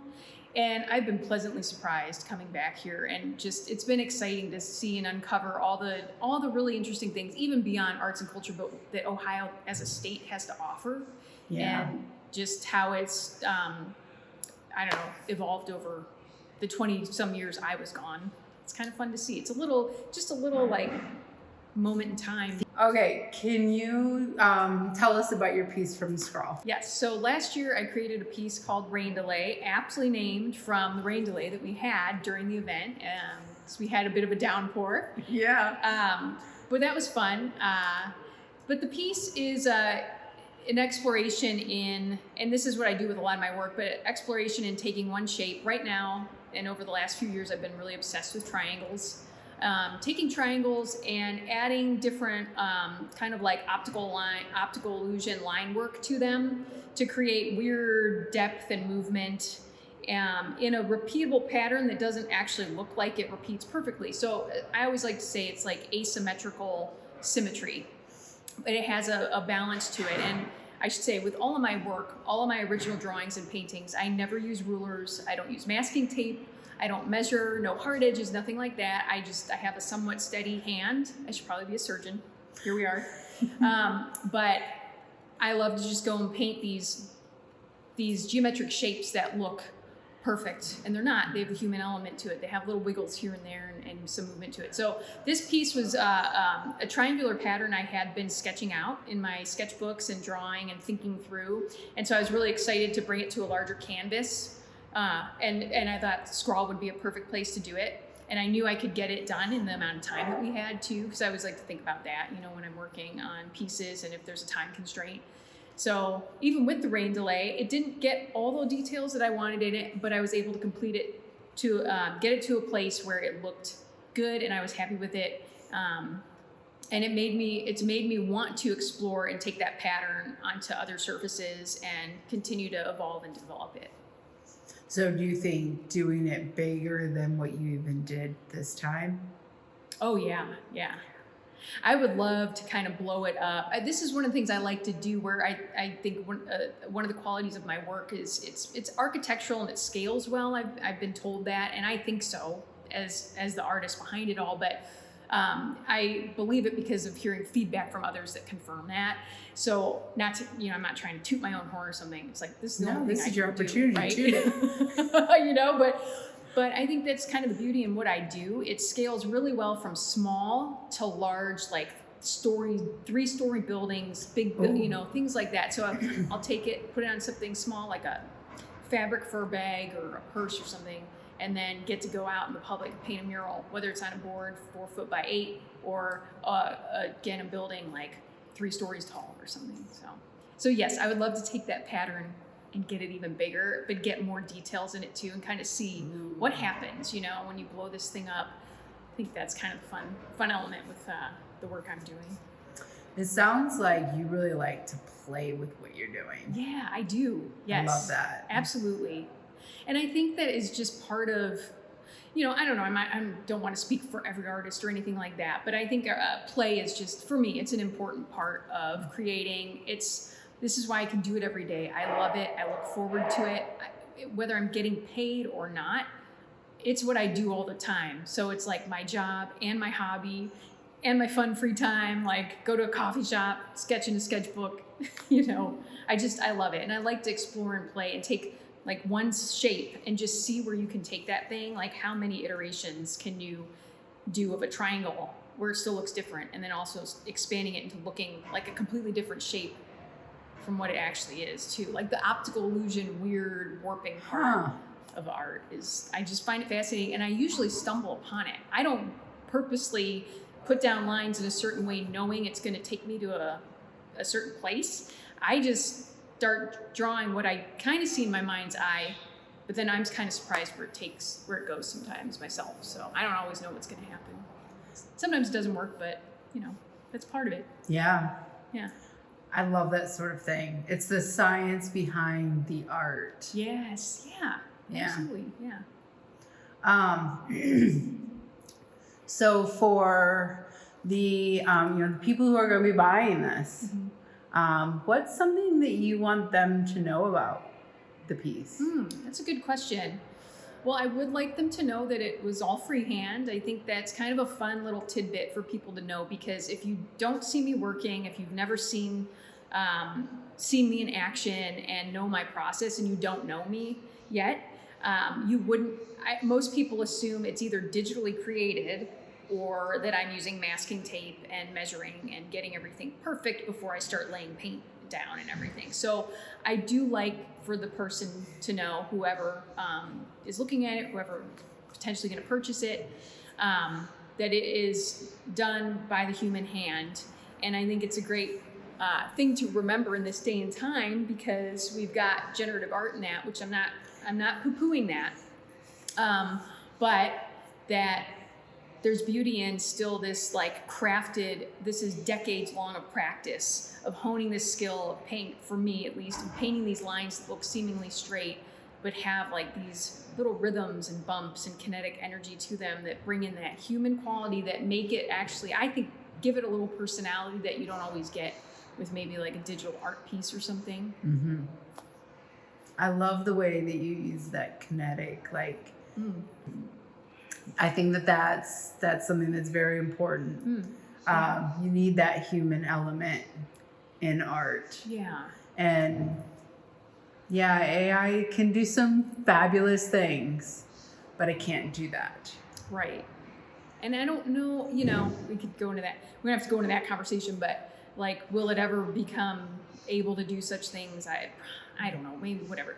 I kind of don't care. It's a tool, and I think it has its place, and and it's I've actually collaborated with an artist who, he is a creative coder, and he's a very conscientious, like environmental, like he's a thoughtful, wonderful person. And we actually he wrote code, not me. He wrote code that draws my patterns on top of my hand-drawn patterns, and using hand-drawn lines that I've drawn. So the computer's not using perfect vector lines. It's all coding, drawing around everything I do on top of my art. And it's an interactive digital mural that's up in Snowmass, Colorado. It's been up since 2019.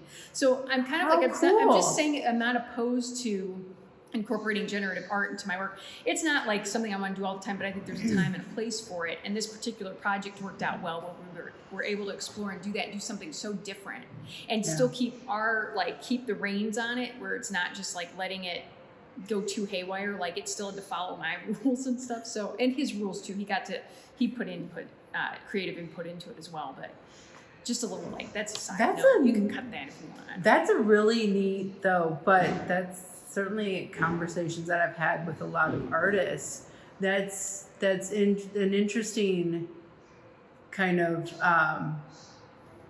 behind the scenes part that I don't think many artists have seen. So I think that that's very interesting, that there is that human element that is doing that consciously, like with intention. And I like you just use the word conscious, because that piece is called Conscious Growth. That's what we named it. Nice. Yeah. So that's kind of cool. And it's never repeating the same thing too. This is just tidbits about it, but it doesn't ever repeat the same thing twice. So it's always it's like basically this projected mural on the wall, and it reacts to you too. He coded it so that when you walk up to it, it flips and the pattern changes when you're in front of it and moves around. It's really fun. It's in a kid's game zone and at the ski resort in Snowmass, Colorado. So one of the other artists, and this is definitely going like on a tangent, so Love it. I don't know if it'll make it in or not, Yeah. but one of the other artists that was a part of Scrawl and I did an interview with, and he does a lot in the neighborhood. What he does is he takes like an art piece and he'll take a photo of it and put it into a program where he creates this augmented reality.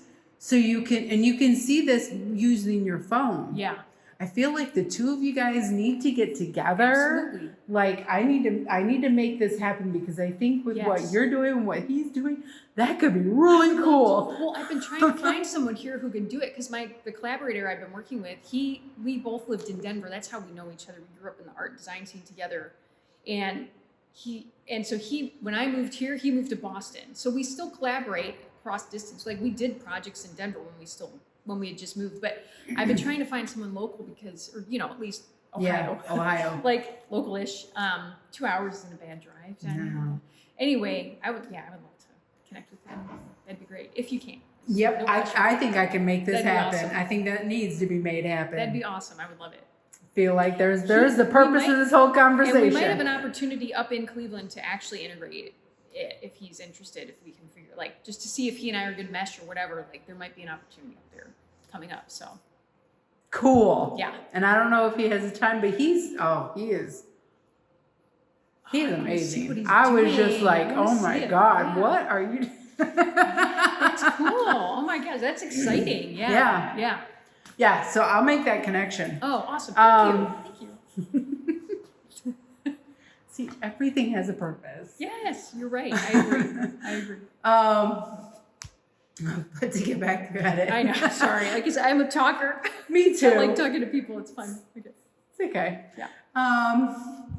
I've really loved doing this for those reasons. Yeah, I can see it. It'd be fun. Yeah. So why should someone buy this piece? Well, this is a hard question. It is. It's a good question. It's a good thing to give thought to.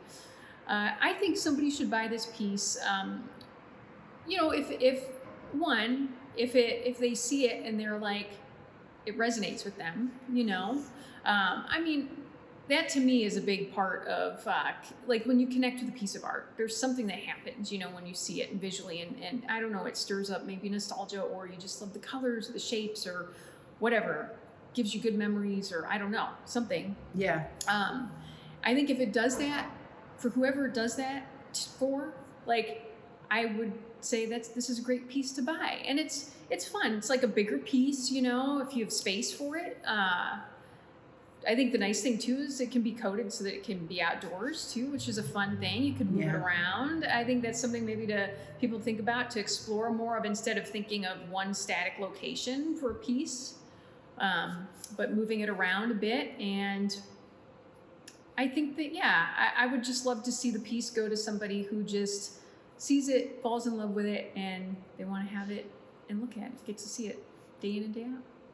It's a great answer. Thanks. It is. If there was like an ideal, like, dream home that you would love to see this piece end up, sky's the limit. I love this. That is really good. This is a fun. It's a fun question. Yes, this is a fun exploration one.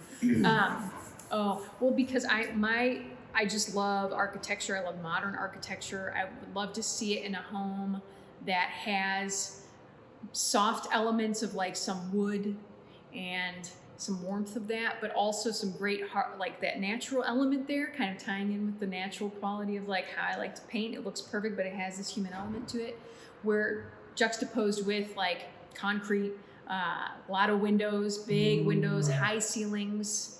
I feel like it would do well in an architect's home, and architects resonate with my artwork a lot. Like that's a lot of my clientele in that are architects, developers, and math people. I could see that. Yeah.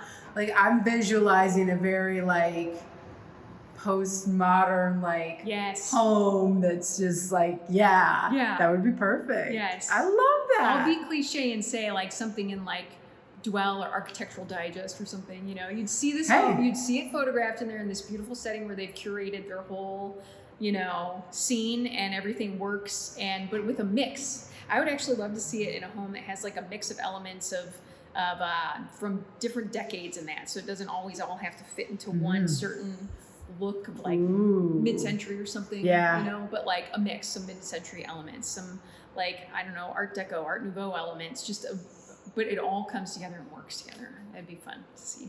I'd love that. I love the imagery of that. Not gonna lie. I can see it in my mind's eye. I'm like, all right. Well, is there anything else that you would just like them to know? Well, thank you for coming. I mean, I think it's just wonderful. Everybody who's going to be coming to this event, everyone at the event, I just thank you for supporting arts and supporting the local art scene here in Columbus, for being excited and, you know, wanting to come and have some great visual eye candy, and I hope great conversations are had and just a good time all around. Yeah. All right. That's all. Thank you. Thanks for having me. Thank you so much. Hi, I'm Samantha Farkas. I'm an artist, mixed media artist from Yellow Springs, Ohio, but I was born in Columbus, Ohio, grew up in Southern Ohio, and I lived back in Columbus for about 7 or 8 years. Yeah. So what brings you to keep coming back to Columbus for your art? It's just such a welcoming and warm art community. Even, you know, back in 2000 when I lived here, I basically moved to Columbus to be part of the arts, and just introduced to all these other artists, and it's a very art-centric kind of city. So, and I love Scrawl. I've been involved with it since I moved back to Ohio in 2009, and I started volunteering at the different, I think Scrawl 10 or 11 was the first one I participated in, and I've done 4 Scrawls live, and I did the virtual Scrawl. Excellent. What is it about Scrawl that you enjoy? It is the art community. It's a good way to interact with the public, and people get to see artists in action, and not too many people see that. You just see the art, you don't see it being made. So that's a really cool event, an idea, and that's what's always drawn it to me, is that everyone can participate, really, just by being there, talking to the artists working. So it's a great event. I always kind of call it like an art voyeurism. Like voyeury. Yes. Voyeurism. How does that make you feel, like being kind of like on display while you're doing your artwork? I don't mind it. I did paint and sip classes for a long time, so I was sort of used to people watching me do a painting step and then they copy it.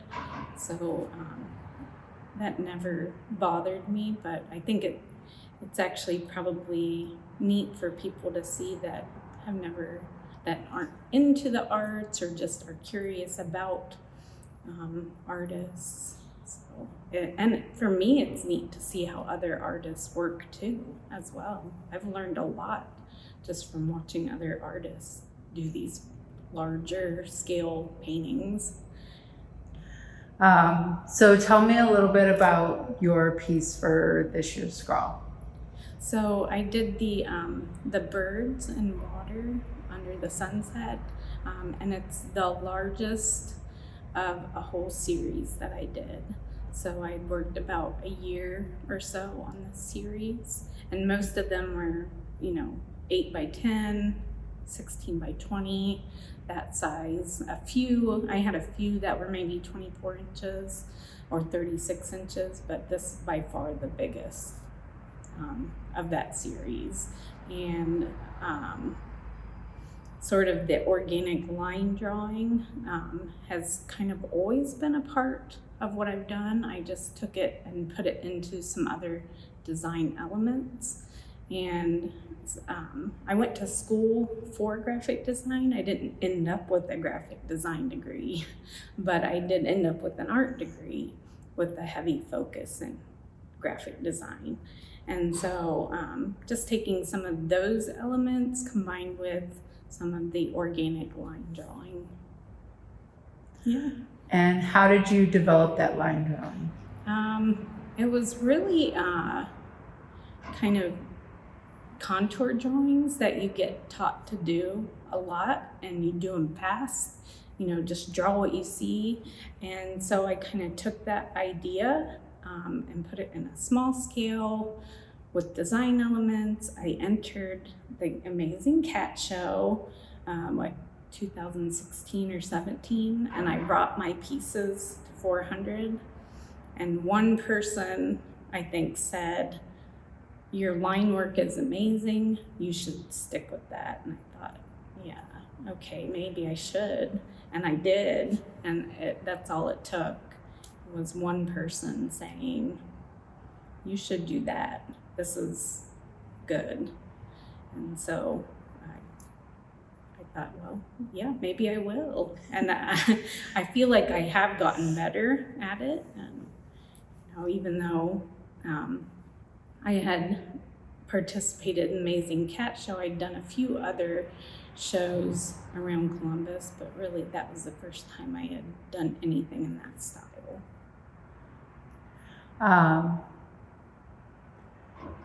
So tell us a little bit about this piece that you did for Scrawl. Kind of describe it for us. So really, with the line drawing, I did it really super fast. I used pencil and chalk and almost like a signature. I didn't even think about the lines being perfect or the placement being perfect. I, of course, worked out several sketches beforehand, and I had done a whole series. So because I had worked smaller before, it really was like doing a signature.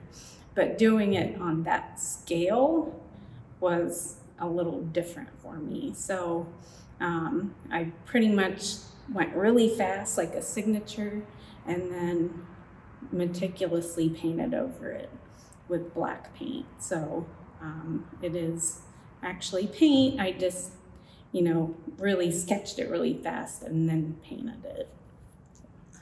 And so what does this piece mean to you?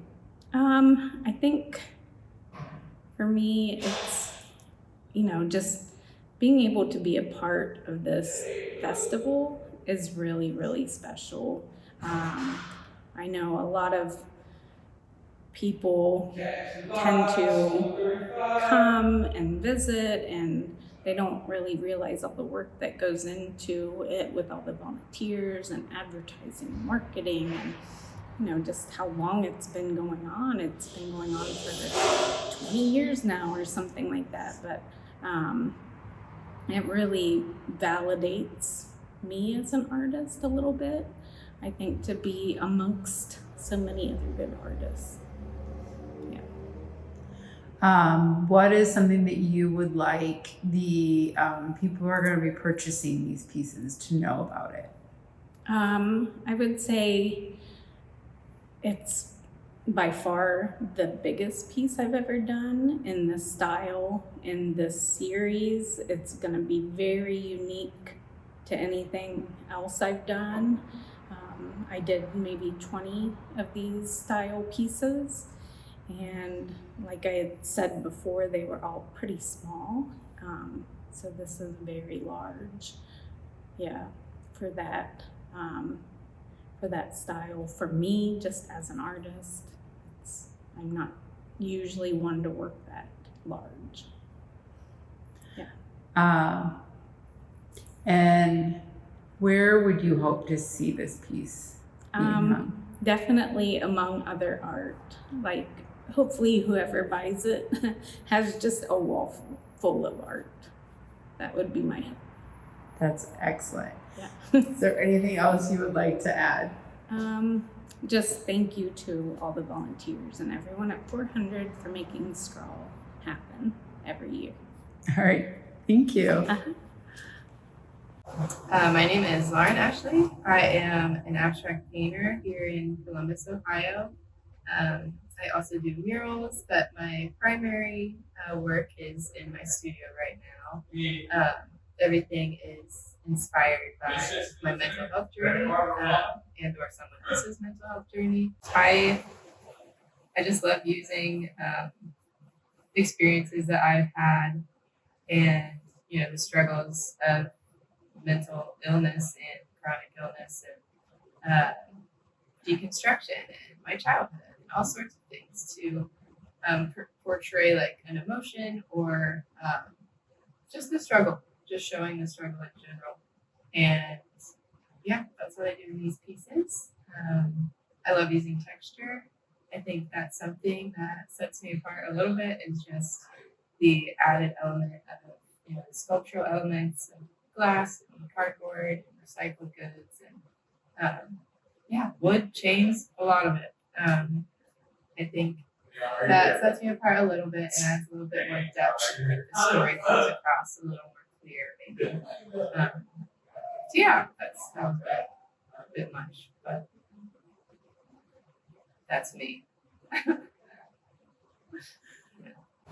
Where did those lines between like your mental health journey and your art, how did those become congruent to each other? Yeah. And views? The passion. I was, you know, going through life. Everybody has their hard times, trauma, and anything. But after college specifically, I started going to therapy and, you know, was diagnosed with some stuff, and I just navigated through that, and still having to navigate through that every day. And so that being a part of my everyday life, just started pouring out into my artwork as a release. Because I used to be very photorealistic in my work. I used to draw a lot more. And so this shift from, you know, believing that I'm a good artist if I can make something look exactly like something else or that image. But I did not feel fulfilled in that direction. It wasn't until abstract painting came into my life after starting therapy. So that was like a moment where I just connected, like I feel like I'm finally doing what art is, and that is being vulnerable and expressing where I'm at. And that may change every day, but my painting can change every day. And eventually reaching a point where either I have a better grasp on the situation that, you know, I'm painting about, or I've moved through it completely, or I'm showing being in the midst of it. Like I'll reach a point and just be like, this was it, you know, this is, I may not think it's finished, but maybe the point of the painting is that we're not finished. So I don't know if that answers. No, that's, yeah. And that's really beautiful, because that point of like, we are never finished until we're dead. Like we're constantly, it's all about growth. Yeah. No, it's really beautiful. Do you remember your piece from Scrawl? Oh yeah, yeah. Can you describe it for us? That one doesn't have, I mean, it has some depth to it, but definitely not as dramatic as my other pieces. That weekend, it was so rainy, and I kind of just played into that vibe. And so yeah, the piece itself has a lot of like yellows and blacks and grays in it, and also texture. So it was the first time adding texture to an outdoor thing. Now it's indoor, but like first time adding texture to it, and on that time frame was pretty risky, but I managed to do it. So added a lot of charcoal to it, just gray skies, rainy days, there's drips on it. So, yeah, that was inspired by just the gloominess of that weekend, which I don't know. I don't go into many of my murals with a direction. And so that requires a lot of trust from people and clients. And I appreciate it every time that they, let me come in with like no, like I have the inspiration, I have the colors maybe, but just letting it happen is really, my thing. Because it feels more authentic and more, I don't know, art, not so planned, but it can be planned. So I don't know. We don't need to get into what art is, but that's where No, that makes sense. And I've certainly there are some people that seem to go into it with a plan and some people that don't.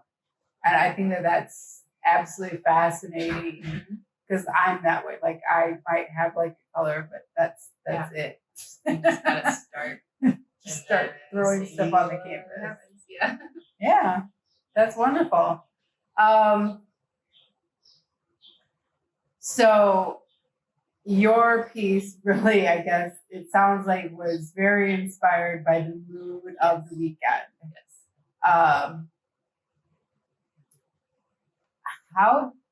How did that really affect you with it being so gloomy and rainy? I was sick, so that was a portion of it. I don't think I realized really that I was sick until half of the first day was over. And so knowing that I needed to complete this piece in the rain, while also, being drained myself, added to the maybe the dramatics of the piece itself. I don't know. But so other than being, sick and it being gloomy, that mood came through with the drips and the colors I chose. And I know another struggle of that weekend was figuring out how to protect the pieces from the rain. And so there's some stress thrown in there as well, of just figuring out how is this gonna work? How am I gonna be able to come back to this tomorrow and it be dry and I can work on it? But we did it. It worked. It worked. Yeah, it worked out. It felt good to be done. But I still love doing it. It was a great time. It was my first year doing it too, after applying for several years. So I was just happy to be out there and not in here, because for the most part, when scrawl happens, I've been in here all 2 or 3 days, and everybody wants to be outside. They want to be looking at the murals, and so do I. But trying to run the studio vibe and not be the muralist. I was kind of glad that I got to swap and do a mural this last year. I would love to do more. So how did that make you feel for it being your first scrawl? How did it feel? I think because I was so familiar with what scrawl was, it didn't feel scary whatsoever. I just was excited. And also knowing so many artists that were a part of it, it just felt, I don't know, when we do anything like that, just feeling that community always, it inspires me and makes me feel like I am where I'm supposed to be. And so the excitement of, knowing my, not my competition, but the others around and their pieces and getting to walk around and see them progress. I was excited for all of that. And I feel like I went in with a little more confidence than I normally do with a bigger piece, because so many of the people I know have done it. And I was like, okay, I feel like I can do it. And it's not that big. So I don't know. I do big pieces. You do yes. big pieces. I do big pieces, but they take months sometimes. So it's how do we fit the depth of a piece that I'm normally used to working on into a piece that I'm only touching for 2 days? with weather conditions and having to leave early and things like that. But yeah, so it pushed me in a good way, but was definitely excited going into it and was excited during it. Just a little tired.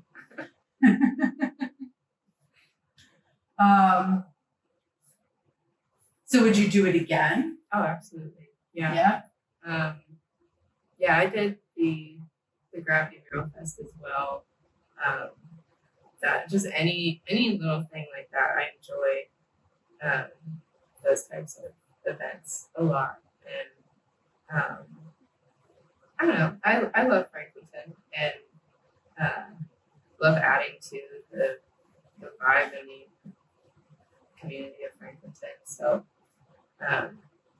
yeah, I always want to do that. So doing it again would be awesome. I had forgotten you had also done the Mural Fest. I loved your mural from that too. That was like exciting. Yeah. So another day where I was like, I have to complete this in 2 days, and then I was like, oh, I'm done early. Like what? I'm done early. I did it. Wow. But yeah, that was really cool too. So you're getting a lot of practice in with doing these quick ones on display. For sure. I love the big ones that, you know, I could have a little bit more time with, but yeah, just experience in every part of like working with construction teams in a certain time frame. Like I think that's good and builds up experience, like you said, and prepares me for more situations that could happen in the future and projects that come up that might be more stressful. But yeah, I love the experience. I know I need it always. So, yeah. And we need to be pulled out of our comfort zone. Yeah. I don't like that, but sometimes I know I need it. I know I need to do it. It's where the growth happens. Yeah, for sure. For the people who are going to be buying these arts, the different murals and bidding on it, what is something that you would like them to know about this piece?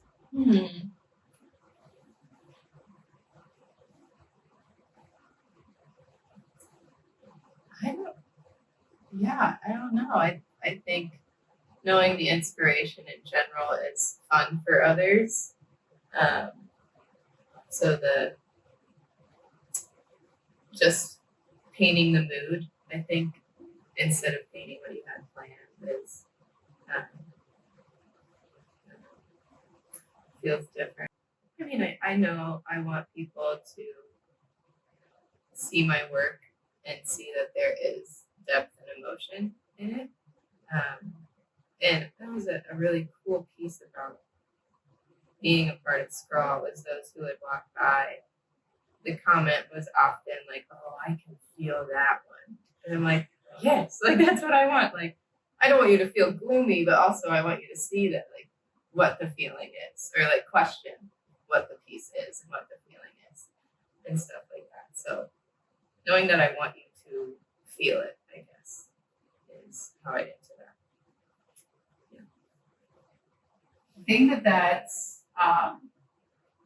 certainly something that has drawn me to your art.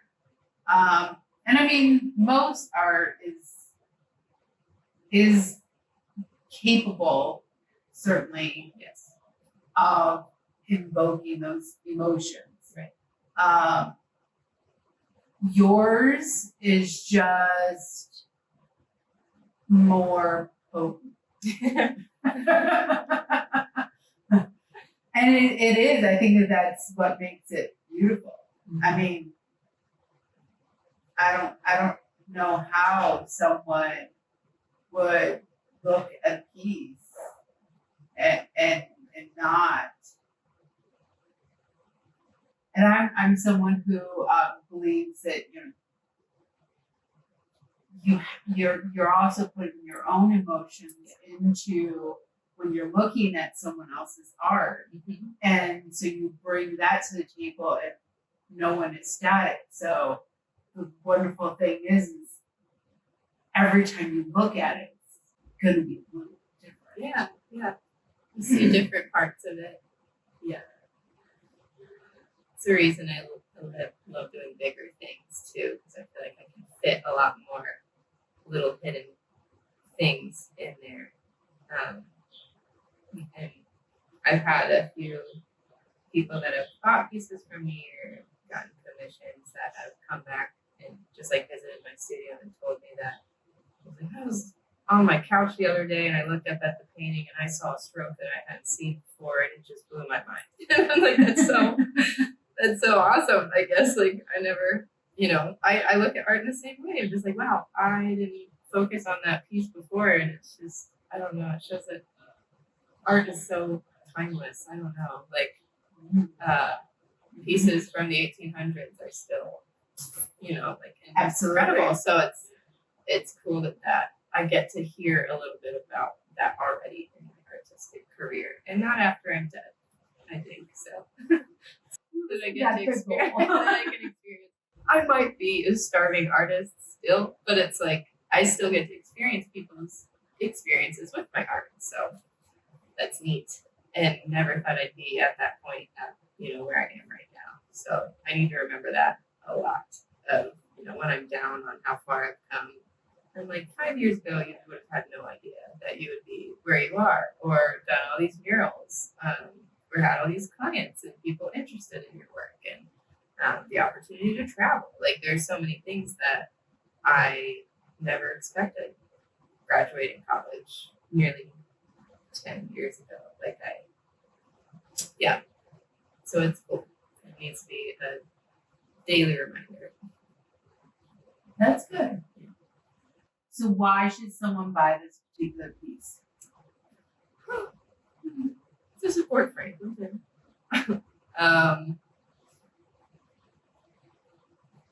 Because they love it. And they can resonate with it. I know many can look at it and be like, oh, that's pretty, and they want to buy it, but I would love for somebody to be like, ooh, I feel that one. Or I just love what it's giving off. And make them curious about maybe other things I've done too, because that one isn't as like this or like these in here. I feel like that's a pretty bland answer. I'm just like, I just want them to love it, I don't think that's bland at all. I think that's very genuine. Yeah. Yeah. I think that's something that most artists can relate to. Yeah. Buy it because you love it. Mm-hmm. Put it in your room. So on that note, if you had kind of an idea of where you would want to see this piece end up, like its kind of final home, what would your wish be? Your ideal place? The Columbus Art Museum. I haven't got that answer yet. I don't know. It seems like a silly response, but I mean, there is no silly response. Yeah, I'm also thinking like, oh, the library would be cool, or I mean, anyone's house. If they're proud enough to display it in like their living room for others to see, I still find that really like nice, and the point of like giving work, it doesn't necessarily have to go to a place where it's seen by a lot of people, but that is an artist's dream part of it. So yeah, having anything in the museum would be really cool. I can go more extreme and say the MoMA in New York, but all right, is there anything else you would like whoever is going to watch this to know? I don't know. I'm just a normal gal. So if you ever come into my studio, I'd still love to talk about any and all of this. So yeah, I'm all about the sharing stories, swapping stories. connecting on a deeper level when people can see my work. So it's not just about like selling my artwork. It's about opening up conversations and hopefully healing for me and others. So yeah, that's a little bit. I kind of already said a little bit of that though. Hi, my name is Laura. I'm an artist here in Columbus, Ohio. How long have you been in Columbus? We moved here in late 2021, so about 2.5 years now. Oh, where were you from? It's a complicated question. I grew up mostly in Loveland, Ohio, outside of Cincinnati, but I spent 14 years in Denver, or the Denver area. Ooh, I bet that was wonderful for your art. Denver has a great art scene. It's very fun and weird. COVID definitely did a number on it, as I'm sure it did here in Columbus. Yeah. Nothing has kind of quite been the same for anything, so. I think everywhere we're kind of rolling with those changes. I think no one knows where to go, if we should go forward or if we're still trying to grapple for what was lost. I hope we find the new. I also hope we find the new. I would just love, not to burn it to the ground, but to have a fresh start would be really fun. Yeah. Keep the good stuff, throw away the bad, just move on. Maybe just have artists run the world for a while. Hire Congress. Yes. So I would imagine like moving from Denver to here during the pandemic, that would have been quite the shock. I think it would be more of a shock for someone who leaves the house more often. I am a bit of a homebody. For as much as I love going out in nature and going to art museums or antiquing, I'm at home a lot, just either drawing or hanging out with my cats. It sounds like a lovely day, honestly. So how did you find out about Scrawl? That's a great question. Let me think about that for a second. I had a friend of a friend send it to me on Instagram. I think it was one of her old professors or teachers that she knew and was still friends with, said he loved it, always had a good fun time, said, hey, I know that you do art, you should try out for this. And I was like, yeah, okay, that probably won't happen, but yeah, we'll give it a shot. So a true adventure. Truly an adventure. It was a wild weekend. Yeah, especially this year. The weather was interesting. Interesting is a good word for it. Damp would be another one. So tell us a little bit about your piece. How did you come up with the concept through planning and all that? So I've actually had the concept since high school, if you can believe it. Wow. I am a very slow artist. I know that a lot of artists come up with things and they just jump on that intuition train immediately. I like to really sit with ideas, and sometimes they just kind of build gradually over the years. It was just something that I had in my sketchbook. I've actually got a couple different iterations of it, but I love taking the familiar and turning them on their heads. And so something where you expect the villain to be one thing, maybe it's not. Maybe the creature from the Black Lagoon really just wanted to borrow that bathing suit. Maybe. That's an interesting twist. Okay, so describe your piece. Have you seen it? I was there. Okay. So I've gotten to see all of them be created. Lovely. Yes. So for those who haven't seen it or are about to, at this event. It is a pinup pose of the creature from the Black Lagoon, done in the style of a vintage postcard. As someone who loves antiquing, I have an affinity for the vintage, and I grew up with my parents always watching a lot of B horror films or sci-fi films, and so I think it was embedded into my psyche pretty early on. That's wonderful. Nothing against new movies. They have a thing, but there's nothing better than watching this like 70s and 80s and like the tone and the graphics. A whole nother experience.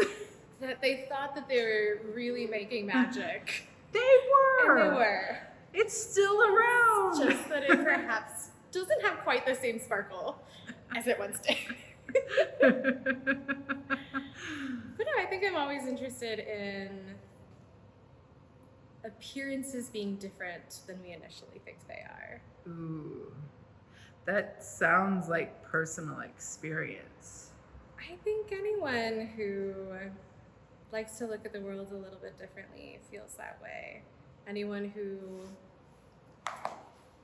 has challenged authority in their youth, or who is a daydreamer, or, for me personally, growing up not understanding that I was neurodivergent, there's a lot there to look back on now and kind of lift the veil and go, oh, that's what you really were. You weren't this fatal flaw or boogeyman. No. You had an explanation the whole time. You were exceptional. Yeah. That's great that you've learned that. It's been a long journey. What do you want someone to know about your piece? At all. I would love for them to know that it was a lot of fun to make. And that I'm not normally a painter. Really? What are you normally? So I have typically, I would say for the majority of my art career, I have been working with drawing as a medium, either graphite or digital, colored pencils. I have just recently started moving into watercolors, which has been a lot of fun and been an interesting new challenge. But having cats, paint has always been a little bit too messy to have about for mischievous little creatures. They can add to a painting. They can. They can also add paint all across your apartment after they jump up into a palette of freshly poured red paint. So perhaps my cats are a bit more I have a free. great mental image right now.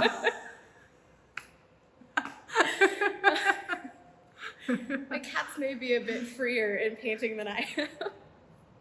Oh, that's fantastic. So, it's a very Get true the whole story. family involved. Exactly. So why should someone buy this painting? Someone should buy this painting because they want something really fun in their life, a reminder that they do not need to be confined by society's expectations of them. Ooh. That's poignant. Kind of gave me chills. Thank you. I came with that completely off the cuff. That was great. So if you had a perfect home, like a space that you would love to see this painting in, Yeah. where is it? This one I do have an immediate answer for, and it's Guillermo del Toro's house. Who's that? Oh, the director of The Shape of Water, and he did the Hellboy movies. Oh. He did the new Pinocchio. So a total monster guy. If you've not seen pictures of his abode, it is a fantastical looking place. It's like a dark fairy tale library. Ooh. Yeah. All right, so we got to put that into the universe. Yeah. Considering The Shape of Water was also based off of the creature from the Black Lagoon. That makes more sense. Oh. Yeah. Okay. All right. Is there anything else you would like the people who are going to be watching this to know? Continue to support your local arts. So many of us are floundering, and give everything we've got just to make the world a little more beautiful. Hell yeah. We could all really use your help now more than ever. Absolutely. Hey there, I am Heidi, Clifford, also known as Primary Child. I am a muralist, installation artist, and designer based here in Pemberton, in the First District. As a muralist, I tend to cover the world in color, balance play within art making, and connect communities with meaningful public art. Beautiful. What do you do within the community to convey that? That's a big message. It is. So I do a lot of things. It is a pretty broad message. But for me, I'll start with the play. For me, it's important to lead a creative life that isn't too strict and doesn't feel so structured in certain ways. And through my art making practices, especially as an installation artist, where I get to play with tissue paper, as well as a muralist, where I get to paint and play with paint in a way. That's what I consider my play. Balancing that within my art making, and then within the rest of the art that I make, it allows me to really just be my authentic self as an artist and as a person, in finding different opportunities. So I do other things that are more structured. I have worked with a variety of nonprofits around Columbus, artistically and in other capacities, and in that way, I kind of balance all the different things that I do. Awesome. What is one of your favorite pieces that you work on consistently, whether it be in your own time or within the community? One of the more favorite things that I get to do isn't actually murals. Murals tend to be a lot of client work for me, and they don't always provide the artistic freedoms that I would like. But on the other hand, I work a lot with tissue paper and 3D installations, and that method of art making really allows me to explore 3D work in a whole. It's just a whole new world, really. Murals are so two-dimensional. They do cover a large space, but with installations and 3D work, it's taking a lot of these 2D concepts and really applying it to a whole new, much larger world. I don't know. But that's another way in which I get to explore, I get to play with material. And that is something that really fuels me and gives me a lot of energy. What is your favorite material to play with? Ultimately, I would say paint is my favorite material to play with. Ever since I learned how to paint high school, acrylics and kind of your typical watercolors, I've been interested in color theory and how to layer different colors together to create just different visual effects, which is pretty broad, but a lot of that for me comes down to brush strokes and mark making and different ways of doing that. So especially in something like this where there's dozens of colors overlaid on each other, for me, that's my most favorite thing, to be able to just play with color and bounce it all around a page, or especially on a larger wall, being able to just create so much dimension, even still on a two-dimensional wall. And that's where I find my happiness. Okay. It's important to have a happy place. Yes. So tell us a little bit about the piece that you did for Scrawl. Yeah, so for Scrawl, I worked on recreating a drawing I did several years ago on a much larger scale. Like I just talked about mark making, the original piece I made was done in chalk pastels and colored pencil. It was still a large drawing, but coming to a larger surface for painting this mural, I worked with aerosols and paint markers to create a lot of different sizes of marks and to be able to use different ways of mark making with the markers versus the aerosol paint. To still, within all that, I still was able to create a very layered look that really just draws you in and allows you to see so many different layers of how this portrait is created. The piece itself is a pretty close-up portrait of a gender-neutral face that kind of cuts off on the side. There's no hair or anything. It's just you see the forehead and the eyes and the mouth. It's just very striking.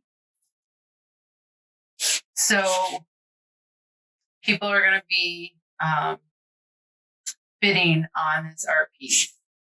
For those who are going to be doing that, why should they be bidding on this?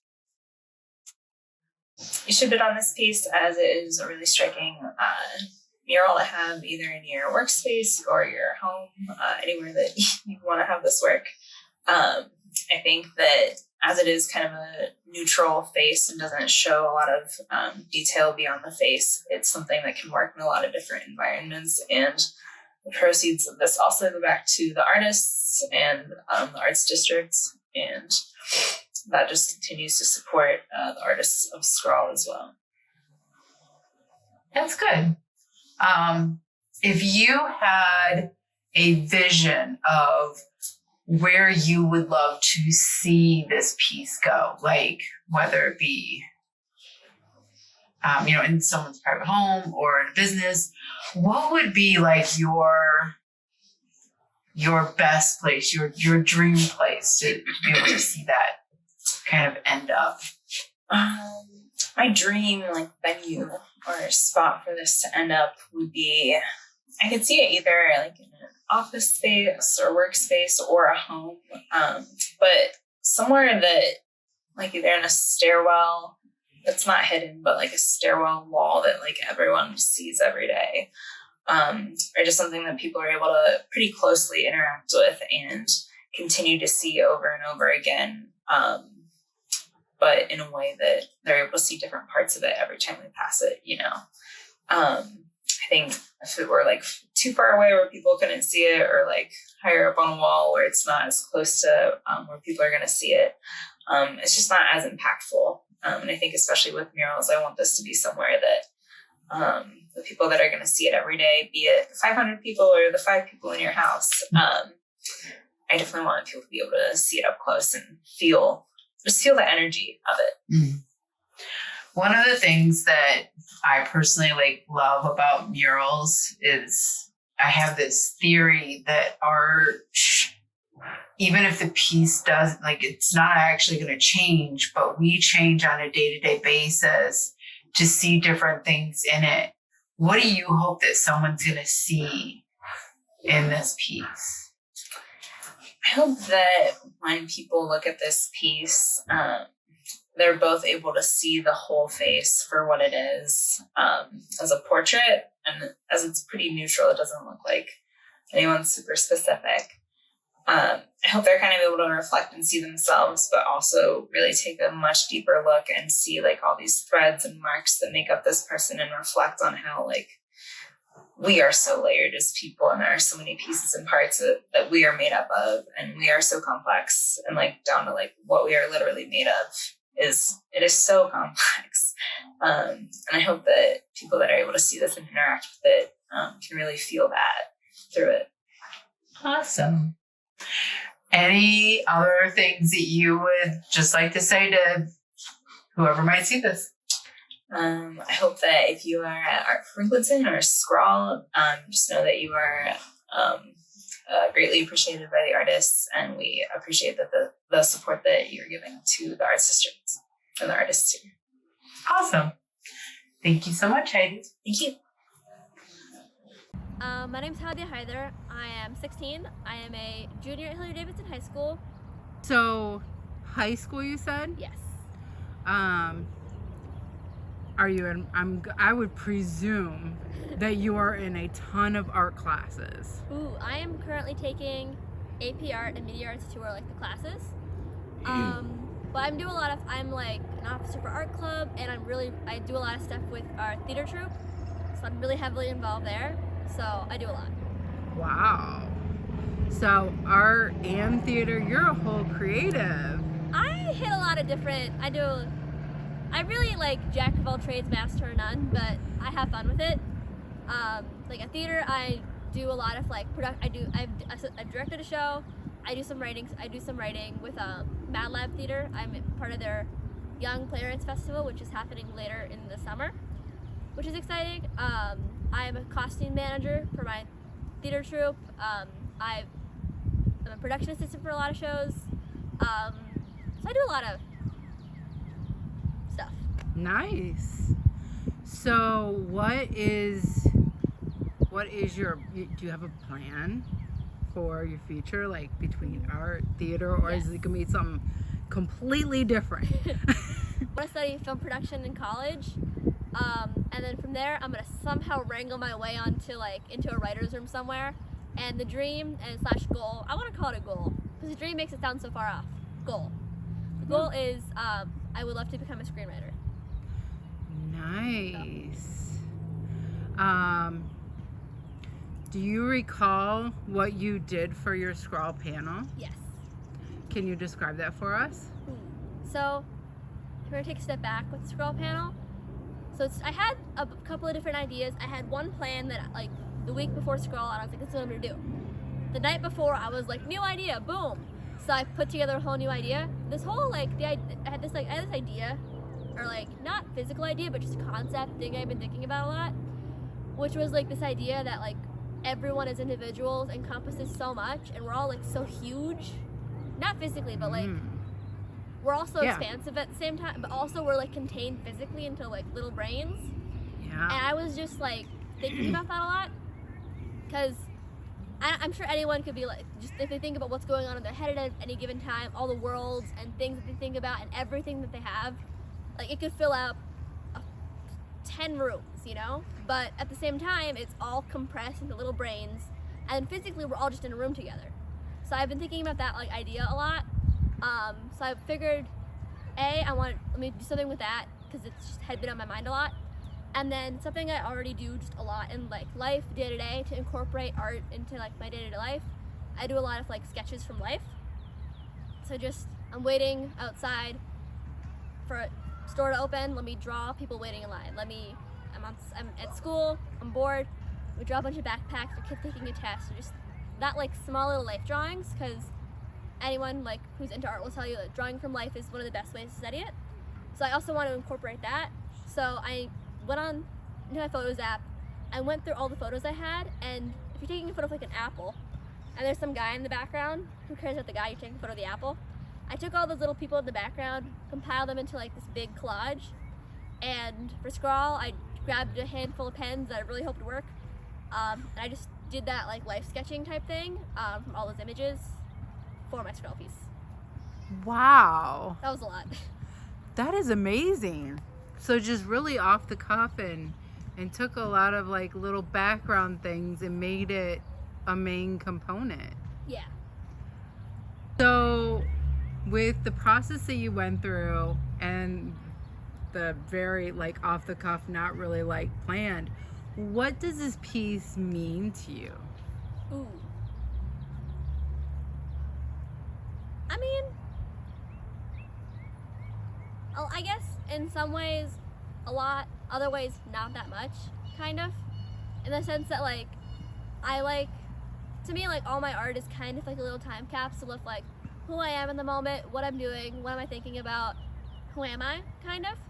So with Scrawl, I didn't want to do a piece that was super personal to me, because I know I wouldn't get to keep it, I knew someone else would have it, so I didn't want to make something super personal. So I kind of like, I've already kind of developed that like detachment.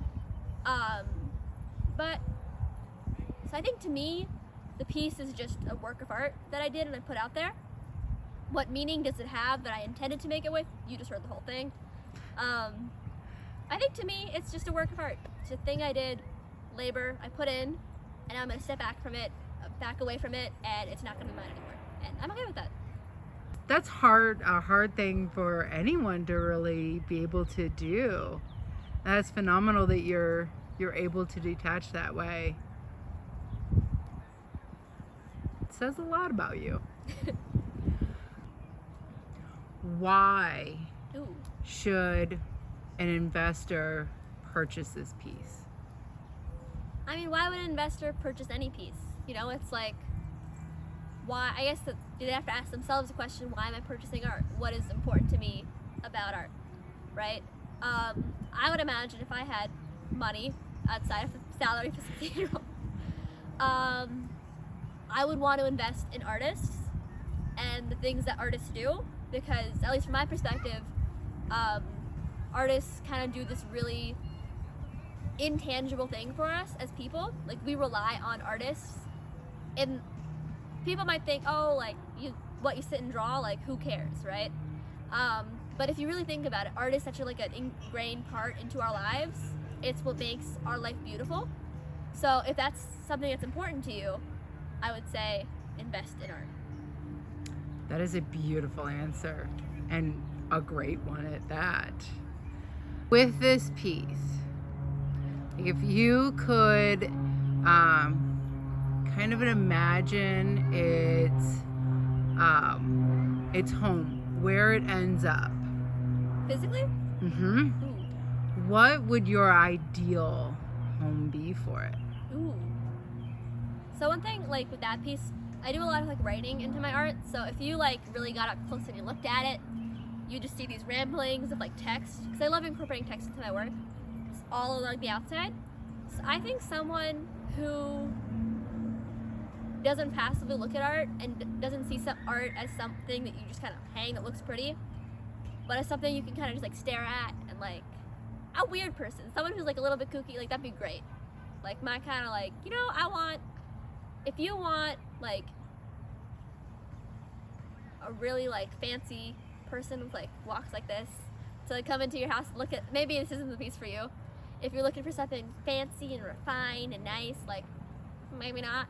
But if you want something different, fun, that isn't just, like, some gray paint on a thing, if you want something maybe with some heart in it, then this might be the piece for you. I love that, the heart.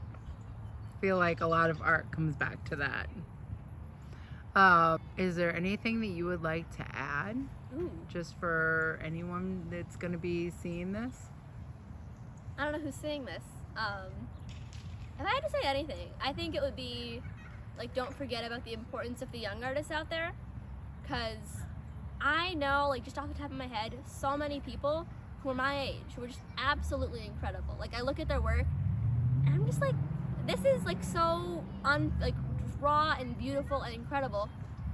But I don't know how much of like, investing. Like, Franklinton has some really, really great programs for young people. Artsway, amazing. I adore the program at Artsway.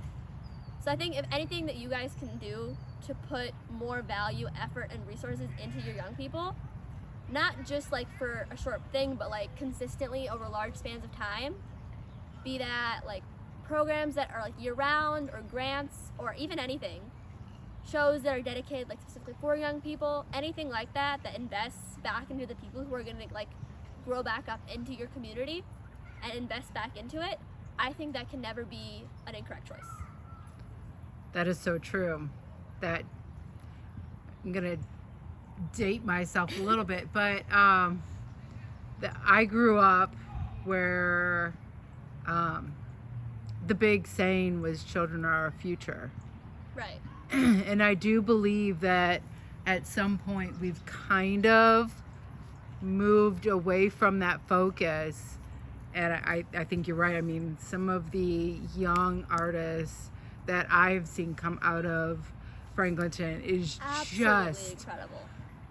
I don't know how often I look at it and I'm like, there is no way a 16, 17, 18-year-old did this. And it's just like, it's such a testament. Oh yeah, I was at my high school's National Honor Society. We went down to the Rhodes Tower yesterday for a field trip to help set up for the Ohio Governor's State Exhibition. My mind was blown. Like I had some art one piece of art up in there. I was like, take it down. Like this stuff's way too. I was just like geeking out the entire time. Like there are incredible talents out there, and I guess like just thinking that like this kid is just around. Like no, like they take this kid and like give them the resources to do something incredible. You know, like there's a lot of untapped talent, I feel. Introduce yourself. My name is Eli Kleman. I am currently in Columbus, Ohio. I've been here for about, going on 15 years. Art is kind of my side gig. It is a side passion project of mine. I picked it up during COVID, really. I painted in high school, drew in high school a lot, but COVID gave me ample time to kind of explore that, and it's taken off into this thing that I just, kind of can't live without anymore. It is such a big part of me now, and getting to explore it in the city has just been wonderful.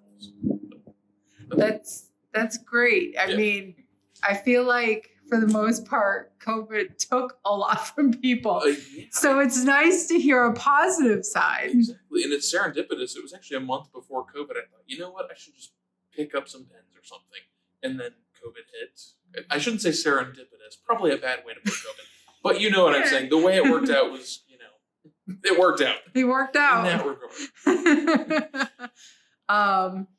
So how did that evolve from like just picking up some pens to you ending up in Scrawl? It became, I guess the best way to describe it would be it became this compulsive thing that I did. Every night I sat at the dining room table and just drew and drew and drew for months on end. I mean, it just was nonstop, just putting stuff out, hundreds of pictures. I mean, I really went from having no art to about 400 pieces since 2020. Wow. And then my husband said, we've got to do something about this. You can't just keep, sequestering yourself here and producing all this great stuff. He got me set up at 400 West Rich on my first independent show in 2021, I believe. Nice. And since then, it's just been, I did the Arts Fest. I've done murals at 934. So it's evolved into this thing where I've been exploring the art scene in Columbus. So it was all him. So I'm an introverted person. That kind of thing doesn't come naturally to me. I need a push like that. That's good. It sounds like you kind of even each other out. Oh yeah, absolutely. How do you feel about that journey? Like getting involved in the Columbus scene? It has been, well, for starters, everyone's been wonderful. It's just been a very easy process of finding opportunities and people being really excited to bring you on to these opportunities. Lots of great energy in, at the Arts Fest and Franklin Fridays, things like that. It's a very vibrant scene. And I've been enjoying finding, I guess, my little place in it. Again, as an introvert, it's hard for me sometimes to thrust myself out there. Sometimes when people talk to me about my art, I struggle to talk about it. It's hard to talk about yourself sometimes. Especially something that can sometimes be personal. So it's been interesting. It's helped me get into my shell. It's helped me kind of discover what I enjoy and what kind of art I like to make. So it's been rewarding. That's good. So what kind of art do you like to make? I mean, it changes. When I first started 3 or 4 years ago, it was mostly pen and ink, and now I do, acrylic and oil paintings. And I've worked with watercolor. I've done even markers and things like that, and pastels. So I think I've changed over time. I play around with different mediums. I would call myself a mixed media artist now. Okay. So it's been a journey or exploration, I guess, of trying to find out what I feel comfortable with, what I enjoy to do, and how I make art. So it's been fun. I'll just say it's been fun. It's supposed to be fun. Yeah. I think all too often people get bogged down and they forget about the fun and the play. Oh, for sure. Or you try to struggle with finding your own style, and then you kind of sequester yourself into this, if I can't do this because it doesn't sorry, scratch that. I don't want to get backed into a corner. I always want to keep growing or trying to discover new things or just finding a new way of, I don't know, like, rewind. Sorry. This will be edited, right? Yes. Okay. You're fine. What's the question again? That's a good question. Okay. I just kind of rambled. I guess what I was trying to say is, I never want to be backed into a corner of, well, I'm a watercolor artist and that's what I do and that's all I can do. I don't want to be just an acrylic painter. I want to try new things and mix them into what I do. Sometimes it can look a little hodgepodge maybe to people, especially on social media, who are used to seeing an artist do a thing. And then you look at their page and, you can tell that's that person's thing. And that's fantastic, but I just don't know if that is quite for me. Yeah. I like to experiment, I guess. No, I've certainly seen especially when it comes to social media, Instagram. Oh, you always have those posts that kind of come up that you should make everything look cohesive and aesthetics. And it's like, artists we're not necessarily traditionally aesthetic. We are mixed media. Exactly. And you gotta be true to yourself. Absolutely. And that I could go on a tangent about social media. That's been the hardest part, is being a social media artist. It is not something that comes naturally to me. You just got to have that, and trying to create. It's almost like a second job, is creating a vibrant and appealing Instagram, and it's like you've got to market yourself. Yeah. While on top of doing the art, and like most artists, I just like doing the art. The rest of it is not as fun. Marketing yourself, the business aspect. So that's something I struggle with a little bit. Is the marketing piece, getting on Instagram, Twitter, TikTok, and all that stuff like that. That's where I struggle the most. I get that. And you just want to just do the art. I want to just throw a picture online and just that be it. Not making videos and all that stuff. I just like to make it. So do you ever see yourself becoming that full-time artist? I don't know. I've thought about it. I just don't know. I wonder about if it would really. I wonder if becoming a full-time artist would kill the joy of it. I know people find joy in it. I just wonder if it's for me. I find my happiness with art in it being this thing that there's really no expectations. It's I get to do what I want when I want in it, and I think that shows in the stuff I create. It's just coming from me. That's it. That's what I like. I like to making it, and in the process of painting it gives you a certain energy, and I don't know. I can't explain the feeling, but just sitting down and making art when I want and how I want is the best part. So, not sure. No, it's valid. And maybe that's just part of that journey and that exploration. Who knows? Maybe 5 years from now, I will quit my job and my face is plastered everywhere. Who knows? Never say never. That is the wonderful part of life. Yeah. You don't know. I make no plans. So, tell us a little bit about your experience with Scrawl. Is this your first or? Yes. Awesome. Yes, it was. I loved it. It was, I don't want to say it was chaotic, but it was a lot. I mean, it's like 12-hour days. You're just at that board, because I think I had the tall board. And, you plan for things, and it doesn't always go the way you think. It rained one day, and I had to come in and cover things up. But it was wonderful. People stopping and talking, asking you about your art, and just getting to work. Having to set off time where your job doesn't matter. There are no expectations. You can just make something. And I really love that. And I totally intend to apply next year. It's something I want to do again. It was so fun to see other artists. I met other artists. I met art enthusiasts. It's just so fun. Just really a lot of fun. Yeah, it is a really good event for that socializing with a lot of different types of people that you might not always like get to interact with. And it's a total leg workout the whole constantly for the whole weekend. So yeah. Okay. So tell us a little bit about the piece that you did. Yeah, I painted. I don't know if you throw it up on the screen, but I wanted to do something relevant and seasonal. So it was kind of very autumnal in that way. But knowing the crowd, the amount of people, the diversity of the crowd, I wanted to do something fun and colorful, something that everybody can enjoy. And I just had a blast making it. It was kind of cute. It blended together some of the acrylic work I do and some of the pen and ink work I did. And watching, it was a squirrel trying to gather nuts for the winter, and it kind of mimicked what we were all doing there, chasing our passions, kind of. If I'm going to be a cheese ball about Oh, it. So. that's not cheesy. Maybe a little, but that is like that great sort of cheesy. There you go. Okay. I like it. Good cheese. It's the cool cheesy. Although I am cheesy, so I mean, you have to be if you're an artist, I guess. yes. So there's going to be investors there that are going to be purchasing this work. Okay. What's something that you want them to know about this piece?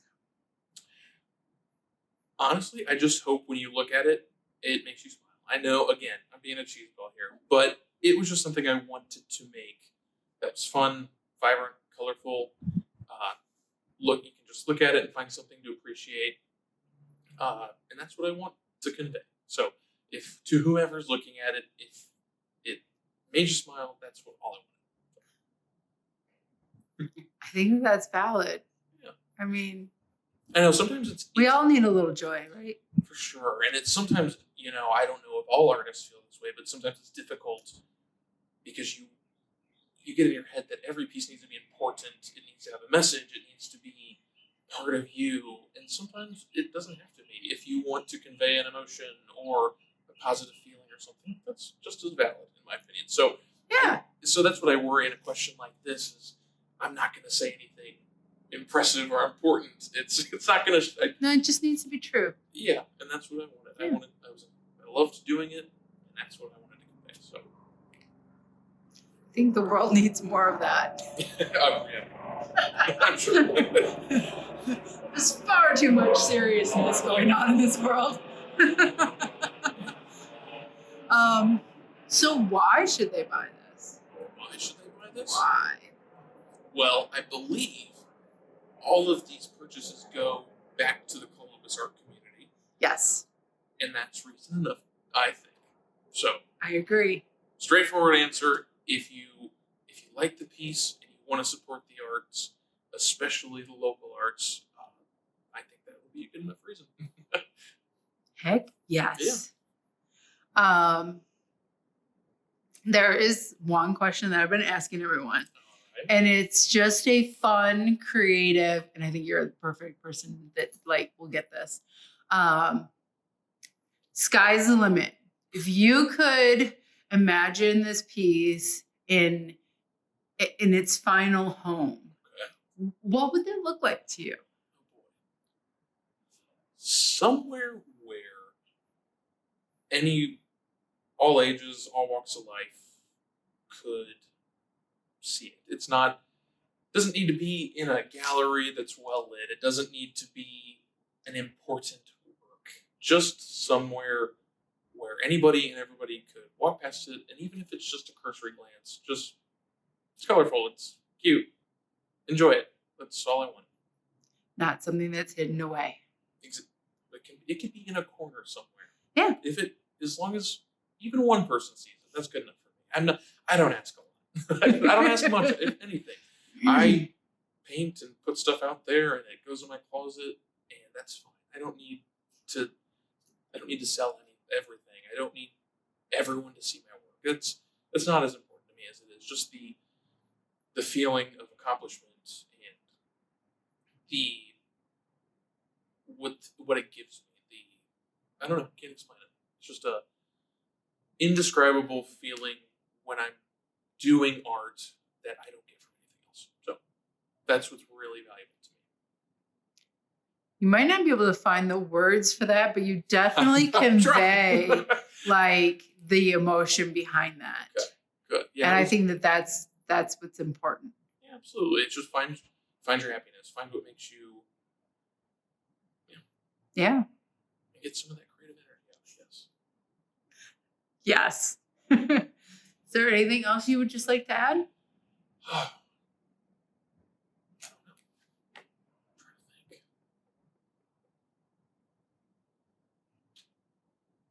Do you have any more questions?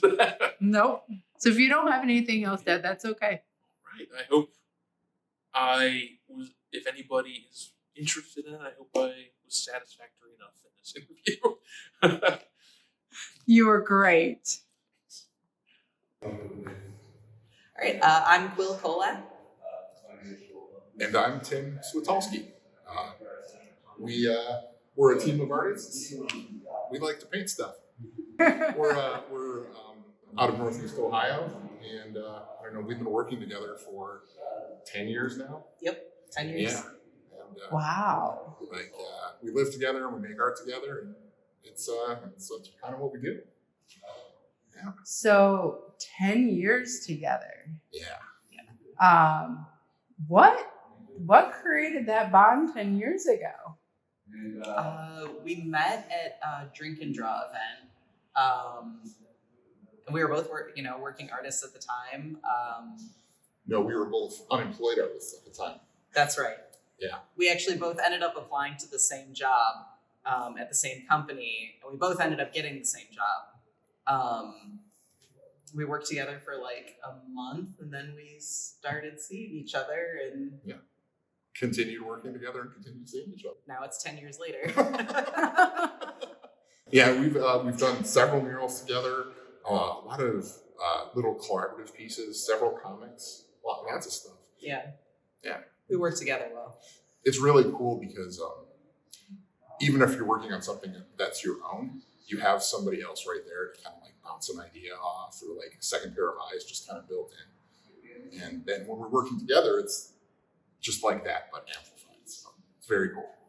That's awesome.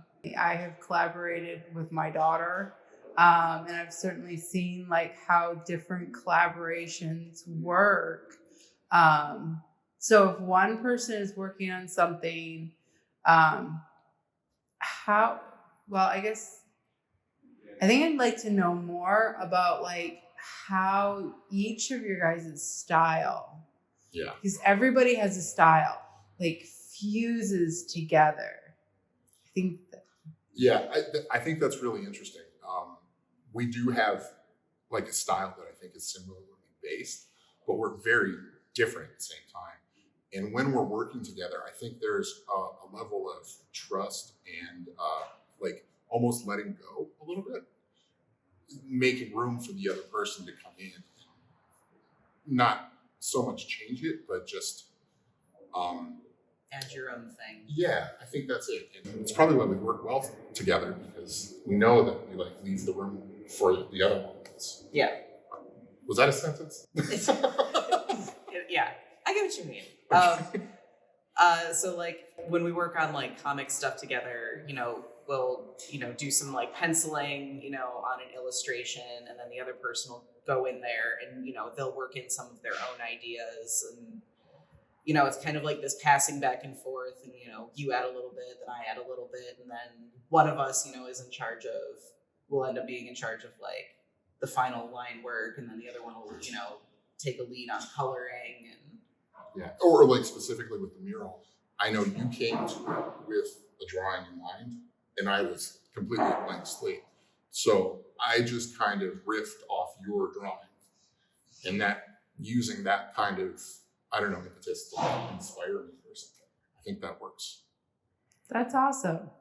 So do you ever get to the point where like one of you like has like that mental image? And I know like for a lot of artists, it's like there, but sometimes it can't get there. And like, does the other one like sort of jump in and be like, do this? absolutely, that definitely happens a lot of the time. Like one of us will get an idea for something, even if it's not like a project that we're working on like specifically together, like if he gets stuck, I can just show it to him and be like, okay, so this is what I'm trying to go for, but I'm not getting it. And then like he can come in and like give his 2 cents or like maybe like draw on it a little bit. There have been plenty of drawings where I'm just like, I just can't get the thing.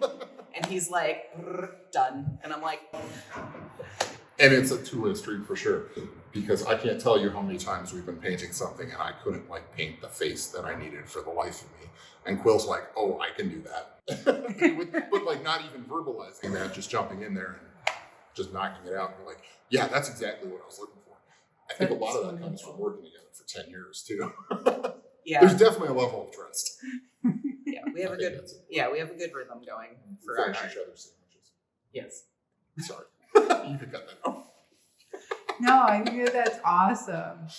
Okay, so for your piece that you guys did for Scrawl, tell us a little bit about it. I wanted to do something that was really bright, really fun. And in other pieces that I've done in the past, I've had this like long noodly tiger that I've just illustrated many times before, and I felt like bringing that tiger back again. So it just brings me a lot of joy, and that's really what I wanted out of this piece. Was I just wanted something that made me really happy. Yeah, I mean, I mentioned before that I came to it without having a concept of what I wanted to do. Yeah, so I was definitely playing off what Quill was doing, but I think it's more than that too, because Scrawl in itself is kind of like a source of, I guess inspiration isn't the right word, but maybe it is, because you're just in the moment and there's so many other artists doing stuff around you, and the experience itself is just something that I kind of want to like live in when I'm painting. So playing off what Quill did, and then the event itself, and it just became something fun and free. And yeah, you were ratting off the improv. Yeah. Ooh, I like that. Yeah, it's good. Quill painted this really noodly tiger. I guess it wasn't really literal, but it was like my tiger wrangler. or not wrangler. It feels a little too controlling. I don't know. It's just somebody playing with the tiger, interacting with the tiger. Yeah. Another cosmic character. Intertwined, I guess. I think that's more. Ooh, yeah. What I was going for. Not so much wrangling. So who picked the palette of this one? Because that is what, like, watching you guys create it over the weekend, that is what, like, really, like, drew me in. I mean, usually it's one or the other, but for yours, I mean, the subject matter was cool. It was super cool. But the palette was just, like, explosive almost. I'll take that. Well, we like big, bold, bright, and fun. And that's, I think, what we were going for with the palette. The background didn't start with much thought. It was more almost pure improv. We had paint, and we just started kind of throwing it at the board. Almost just playing with it, seeing what worked, and it developed into something kind of starry and spacey. And yeah. Ooh, starry and spacey. I like that. Technical art terms for sure. Yes. What started as just like splashes of color and stuff kind of started to look like nebulas, and then we started to say, well, if we had some stars here, we'll start flicking some paint to make stars. I also assumed, like, knowing that you were going with a tiger, I think we kind of thought, oh, we're gonna have this bold, bright orange. Yeah. Having some like blue, cool, purple colors to counterbalance it probably was in the back. I don't remember literally thinking that, but I'm sure it was kind of just an intuitive thought. Okay. Yeah. That's very fair. Tim's a very good color wrangler. Forever known now as a color wrangler. I think that's a badge of honor. I'll take it again. Put it on my little sash. Yeah. It's your scout badge.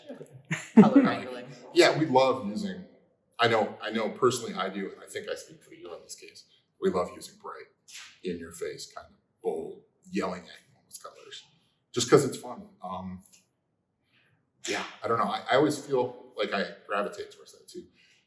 And maybe it's just that we grew up in arcades and we're just like video game brained from childhood. So anything that's bright colors, we're like, ooh, yeah. Well, like my way into art was comic books. Comic books are always bright. Well, not always, but 4-color, bright, get your attention kind of stuff. And then I don't know, like I said, we're from Northeast Ohio.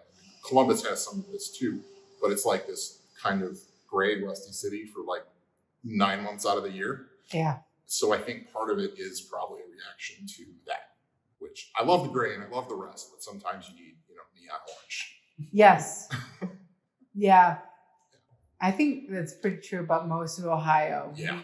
We spend half the year in winter, which we don't get the pretty snow that like tends to lend that aspect. We just get gray and brown sludge. Yeah. And like there's an aesthetic beauty to that I appreciate, but when you have the opportunity to like explode past that, I think I'm naturally just gravitating towards that. Yeah.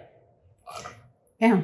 So with your background of like being gamers and being into comics, how do those two aspects seep into your art? Ooh, that's a tough one. I think it's just visually right there for me. It's I'm thinking of color and I'm thinking of line and I'm thinking of movement. And to me, while that is part of a lot of art and illustration, kind of I'm losing my word. Well, it's part of it's a lot of illustration and art in general. I think specifically with comics, it has that right there on the page. Like you have your bold lines, you have your bright colors, you have a certain movement through a sequential comic page. And I like to take that kind of thought process and apply it even to what I'm doing, like a single image or something. So I feel like there's a very definite sense of movement through an image, just almost like storytelling. I guess it kind of is. It is. Yeah, and it's for me that's. Yeah, a lot of it for me focuses on character work. I really like to build characters that feel like they have a story behind them. So just from like reading all of those comics, playing all those games, like building up these characters in my head over the years, just is kind of like an outlet to give all of those characters a space to live outside of my brain. So like, do you have a world in your head that the characters exist in? A little bit, yeah. Yeah. That's cool. So tell us about this particular character. The Noodle Tiger? Mm-hmm. This Noodle Tiger is like this cosmic character that just like is constantly floating through my brain. The tiger actually was like an early illustration that I did when I was 4 years old. Started work early. But it was this drawing that I did of this tiger, and for some reason, while I was doing it, I just kept making the tiger longer and longer. Every orange stripe, every black stripe, I just kept going and going until like I had this tiger that was like as long as the page. Had 2 little stumpy legs over here, 2 little stumpy legs over here. Just this giantly long tiger, and it actually was. My mom sent it into Crayola Kids magazine. It's my first published work. And that tiger has just kind of like kept along with me throughout my whole life. He just makes appearances every once in a while in my work. You made your first drawings too, right? Is that the first one you did? Yeah, that was the first one that I did by myself. Vertical piece? Yeah. A prodigy. Something about tigers. I don't know. Something about tigers. Well, I mean, when it comes to subject matters, tigers are one of those creatures that they are endangered. They're powerful. They're mystical almost in a sense. Like, So that's a great subject matter to have, even from a 4-year-old, like just moving throughout life. That's great. Yeah, I don't know what it was. It just stuck with me. So, for the investors who are going to be purchasing this and bidding on your work, what's something that you would like them to know about it? It represents fun, like a sense of just almost like uncontrolled fun and wonder. That to me personally, and I think if that comes through to like an investor or a purchaser or just anyone viewing it, I'd be very happy. Like that's what I want you to see. I want you to see something kind of, I don't know. I think it's about joy and whimsy and just enjoying art in the moment. Art in the moment and like creative expression just happening. Mm-hmm. I think that's pretty good. I love the word whimsy. That's one of those words. It's beautiful. Yeah. And I think it really well describes the piece. It's whimsical, it's fun. I agree. Yeah. Fantastical. Phantasmagorical. Ooh. I don't know if that is a word, but that needs to become a thing. Yeah. I like it. Yeah. So why should they buy this piece? I think this piece is a really unique one. You get 2 artists for the price of 1 piece. But it really is a unique work that you get like the melding together of 2 artist perspectives to create something that's just fun and joy filled. Yeah, it's 2 things becoming one thing. Mm-hmm. I like it. So if you could pick like the proverbial home for this, like where you would like to see this end up, what would that place look like? What would that be? To me, it's somewhere where lots of people can see it. Like that's my ultimate goal. I love the fact that it's on a panel that could be sold and put somewhere. I wish it was on a 30-foot wall. Ooh. Right? And I wish it was the whole, I would love just a big wall to do. Same kind of thing, where as many people can experience it. That would be my goal. I don't know. Somewhere with black lights because it has because it has Dayglow paint on it, so it is going to absolutely radiate under black light. That's true. Ooh, that's a nugget. Yeah, that's a fun little display. Yeah. Okay. Display feature. I'll have to make sure people know about that. Or maybe not. Yeah. Let them find that. I don't know. We didn't look at it under a black light. I don't know. But we did use a lot of Dayglow.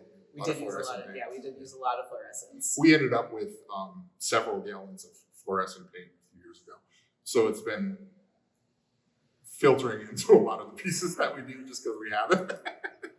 And like I said, bright and bold and fun. Okay, fluorescent paint. Yeah, it's a lot of fun. Yeah, that's excellent. Is there anything else you would like to add or to just share with whoever's seeing this? I think if anything that somebody takes away from this interview with us, I hope it's the fact that we love being part of this event. And I hope we get to do it again in the future, because having the opportunity to come down and paint together with 50 other artists, just creating, is one of the coolest things that I can imagine. And I am so thankful that we've been part of it for 6 or 7 years, however long we've been doing it. And it's just a level of appreciation for the organization, what we do, the opportunity that we're given. I can't tell you enough how grateful I am. So. And you come all the way from Cleveland. It's not that far. Well, I mean, no, but yeah. How did you guys find out about Scrawl? That's a good question. I don't remember. I think one of your friends Yeah. brought it to our attention, and you came down with other people for the first year, and then I was just hanging out, and I was like, oh, well, this looks like a lot of fun. I'm doing it next year for sure. And then we just didn't stop. Yeah. We just kept going down.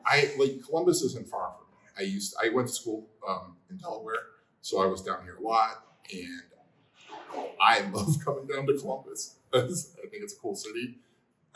So I don't know. It doesn't feel like it's just a couple hours. No, it's not. Yeah. I love going up to Cleveland. I mean, the parks that are around there and the city is so unique. So And coming down, we've been doing this, like I said, 6 or 7 years. So all those buildings weren't there when we started. This was a completely different area. Yeah. It's been wild to see how it's been built up. And it still kind of feels like a little art enclave, but with lots of new Columbus around it. So yes, it's cool to see. But, that evolution. Yeah, it is. And I'm glad that some of these buildings, they're using some of the paintings and stuff. I feel like it's an acknowledgement of what the area is and what the new part of the area could be. So I think it's cool. Awesome. I love it.